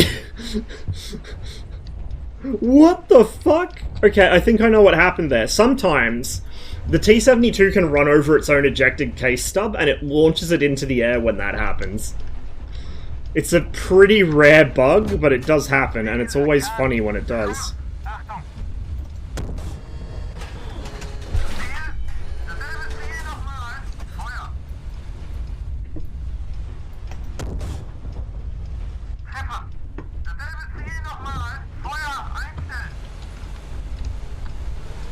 To be fair, I had an instructor recently who told me in a nose-high attitude approaching a stall in a single-engine plane, you should jam the power on to recover.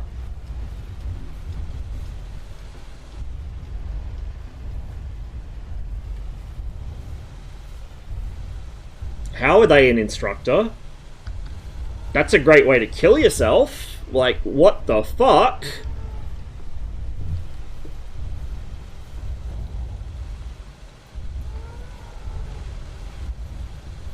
Alright, let's do... We'll skip the after action. We'll just do one more mission, I think. And then, I don't know, I might wrap the stream up for the day. I know it's a short one, and I said I might play something else afterwards, but I think what I'll do is I'll just make this a very short sort of stream, because I did do one this morning as well, so it adds up. And then I'll try and get a stream in later in the week. We'll do some Ms. and or DCS and or something else. Let's do one of the old missions. Let's do T-72M1 wave until we can complete it without dying horribly.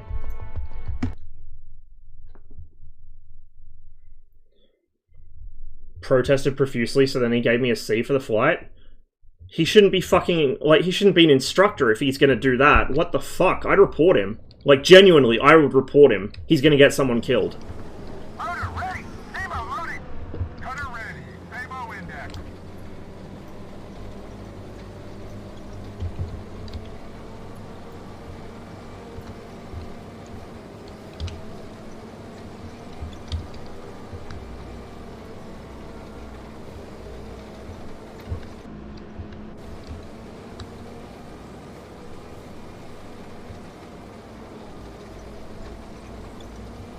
Try and get into the tree line.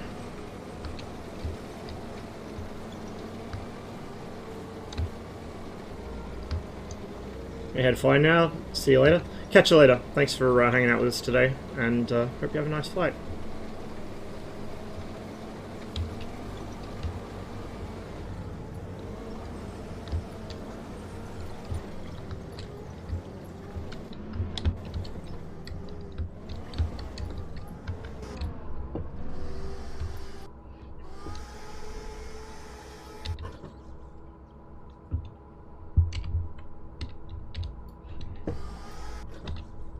We're gonna switch between the thermals and the auxiliary site because the engagement range is going to be so short. There's no point using the FCS.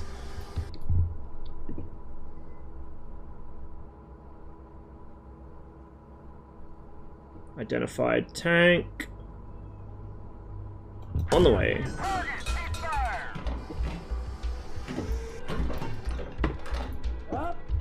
Identified tank. On the way. Fuck, that didn't take long. Jesus Christ. And I can't see that guy. We're so screwed.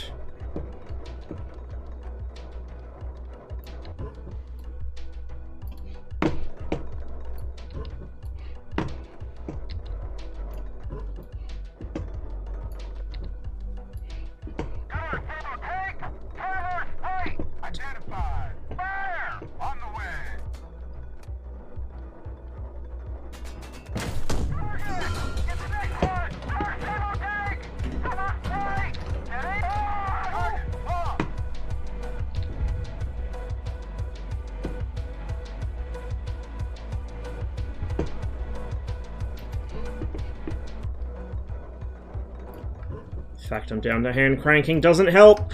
Shit!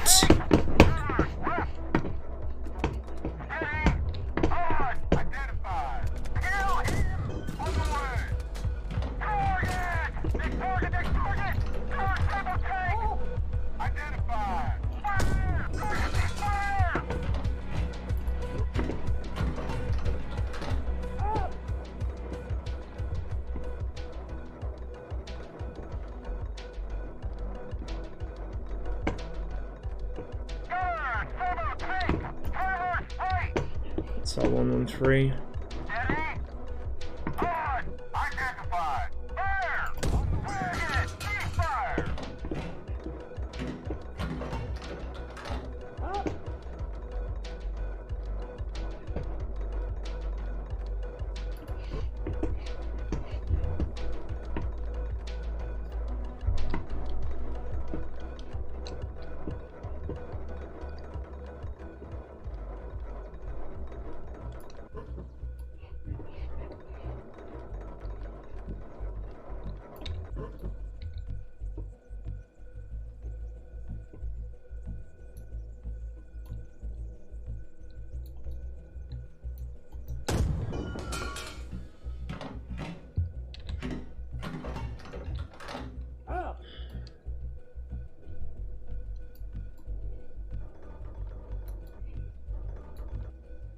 Oh, we got him. Nice. There'll be one somewhere we can't see that's going to be the last tank that we're not going to be able to knock out because we can't move. However, our 113 is still up, so I might grab him and use him to figure out where this guy is. And maybe give him some artillery or a bit of a gamer moment through the gun sight with the 50 cal.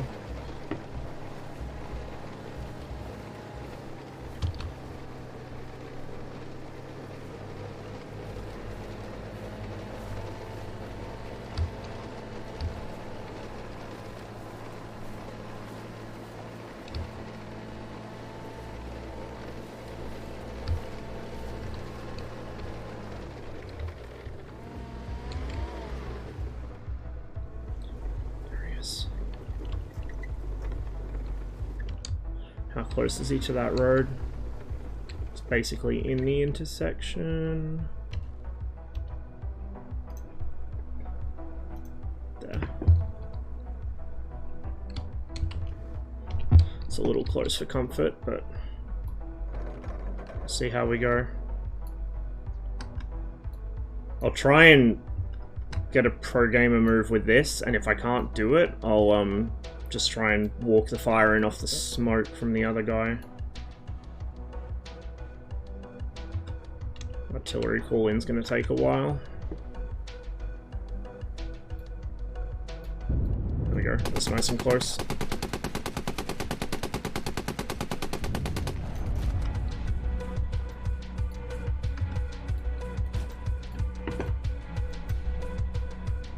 Come on, come on. I want him to turn his turret towards me so I can try and snake one through the gun sight or through the coax port. Fuck it, let's just drive out. Yeah, PC is personnel carrier. Shit.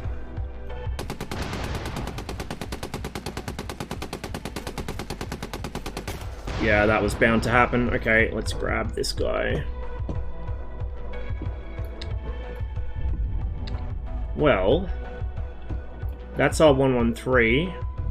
Oh my god! He's dead! What got him? Might have been the artillery.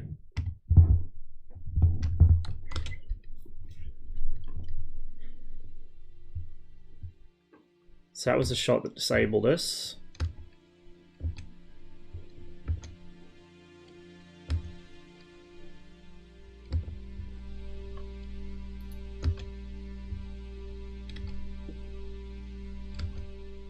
That was the blind shot through the trees.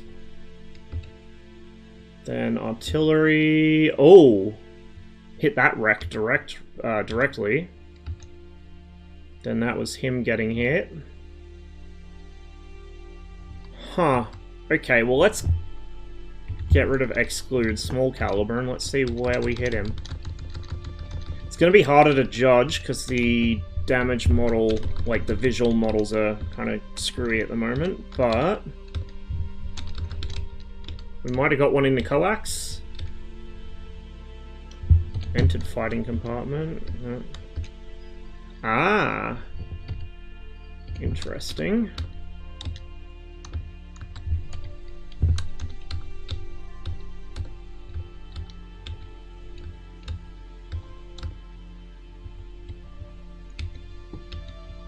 Maybe the arty did make him bail, I don't know.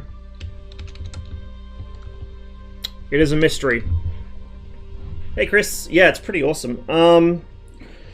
But you've arrived just as I was about to end the stream, so we're doing a short one today because I did stream this morning. But we just were checking out some of the new stuff in the game, including helicopters that attempt to kill you, and the BMP-2. What's the purpose of the identified call? It tells the commander that the gunner's found the thing that he was told to look at. So the commander will call, like, you know, gunner, heat, PC, traverse left, whatever, and the gunner will call identified, and the commander can either tell him, like, no, not that one, or he'll say, like, you know, fire, and then they'll continue the engagement. So in real life, you have a bit more flexibility with the calls as well. Obviously, being a game with this kind of programmed in, there's only so much you can do with it. But yeah, like it's essentially to tell that the gunner has identified what he's looking at and confirmed that it's the same thing the commander told him about. Just because you don't want the commander to tell the gunner, oh, I want you to engage this tank.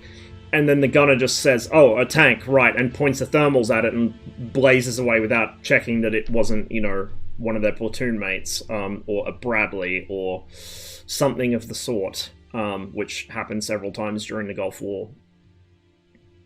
Grim Creeper, thanks for the follow, and Garmster as well, and anyone else I missed alerts from. Cheers, guys. Well, it's been a short one, but like I said, I'll try and get a stream in later in the week where we're doing some more flying. I definitely encourage any of you who haven't checked the game out already to do so. It's on Steam. It's like $30 or something. It's not that expensive, and although it's very early in development, it's already showing a lot of promise, I think. For anyone here who's like my age or older and grew up playing M1 Tank Platoon 2 and games of that sort, that's the vibe I get from it. Is I think this is going to become like the M1 Tank Platoon 2 of the current generation of games.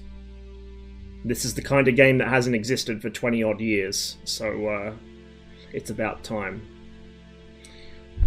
M1 Tank Platoon 1 vintage, nice. I still got my M1 Tank Platoon 2 CD somewhere around. I think it's at my parents' place. I might have to see if I can get it running. I'm told it's a pain in the ass to get it running on Windows 10, but it's possible, and if I can, I might have to do a stream of it sometime, or at least some videos. When I get 25,000 bent airframes, can I make you play War Thunder instead of F-15? Probably not, no. I don't even have War Thunder updated most of the time. Anyway, I'm going to find somewhere I can send you guys, and then I'm going to get myself some dinner, because I'm really hungry.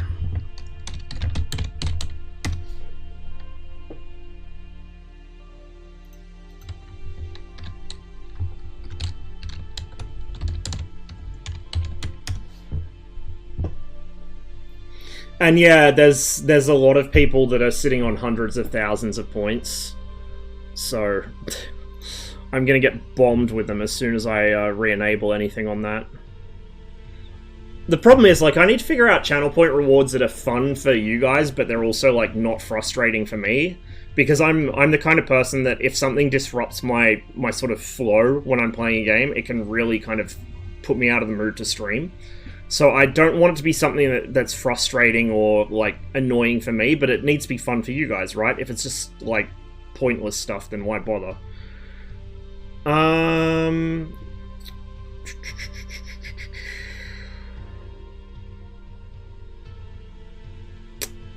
that many people streaming this time of the evening. However... Ultra is streaming, and she is playing SnowRunner, it looks like. So, if you want to see an actually competent SnowRunner player, I might send you her way.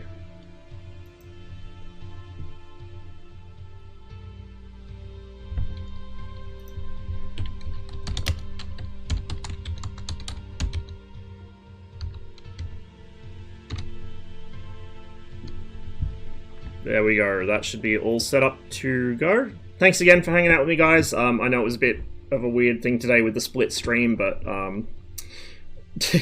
the simultaneous ending of daylight savings and my own sleep cycle becoming more messed up than usual has made it a little difficult to do the One Piece Monday stream, so I've got to readjust. Anyway, enjoy Ultrasaurus. Hope you'll have a wonderful rest of your day. Stay safe, and I will catch you either late in the week, over the next weekend, or we'll just do a really long one next Monday. We will see.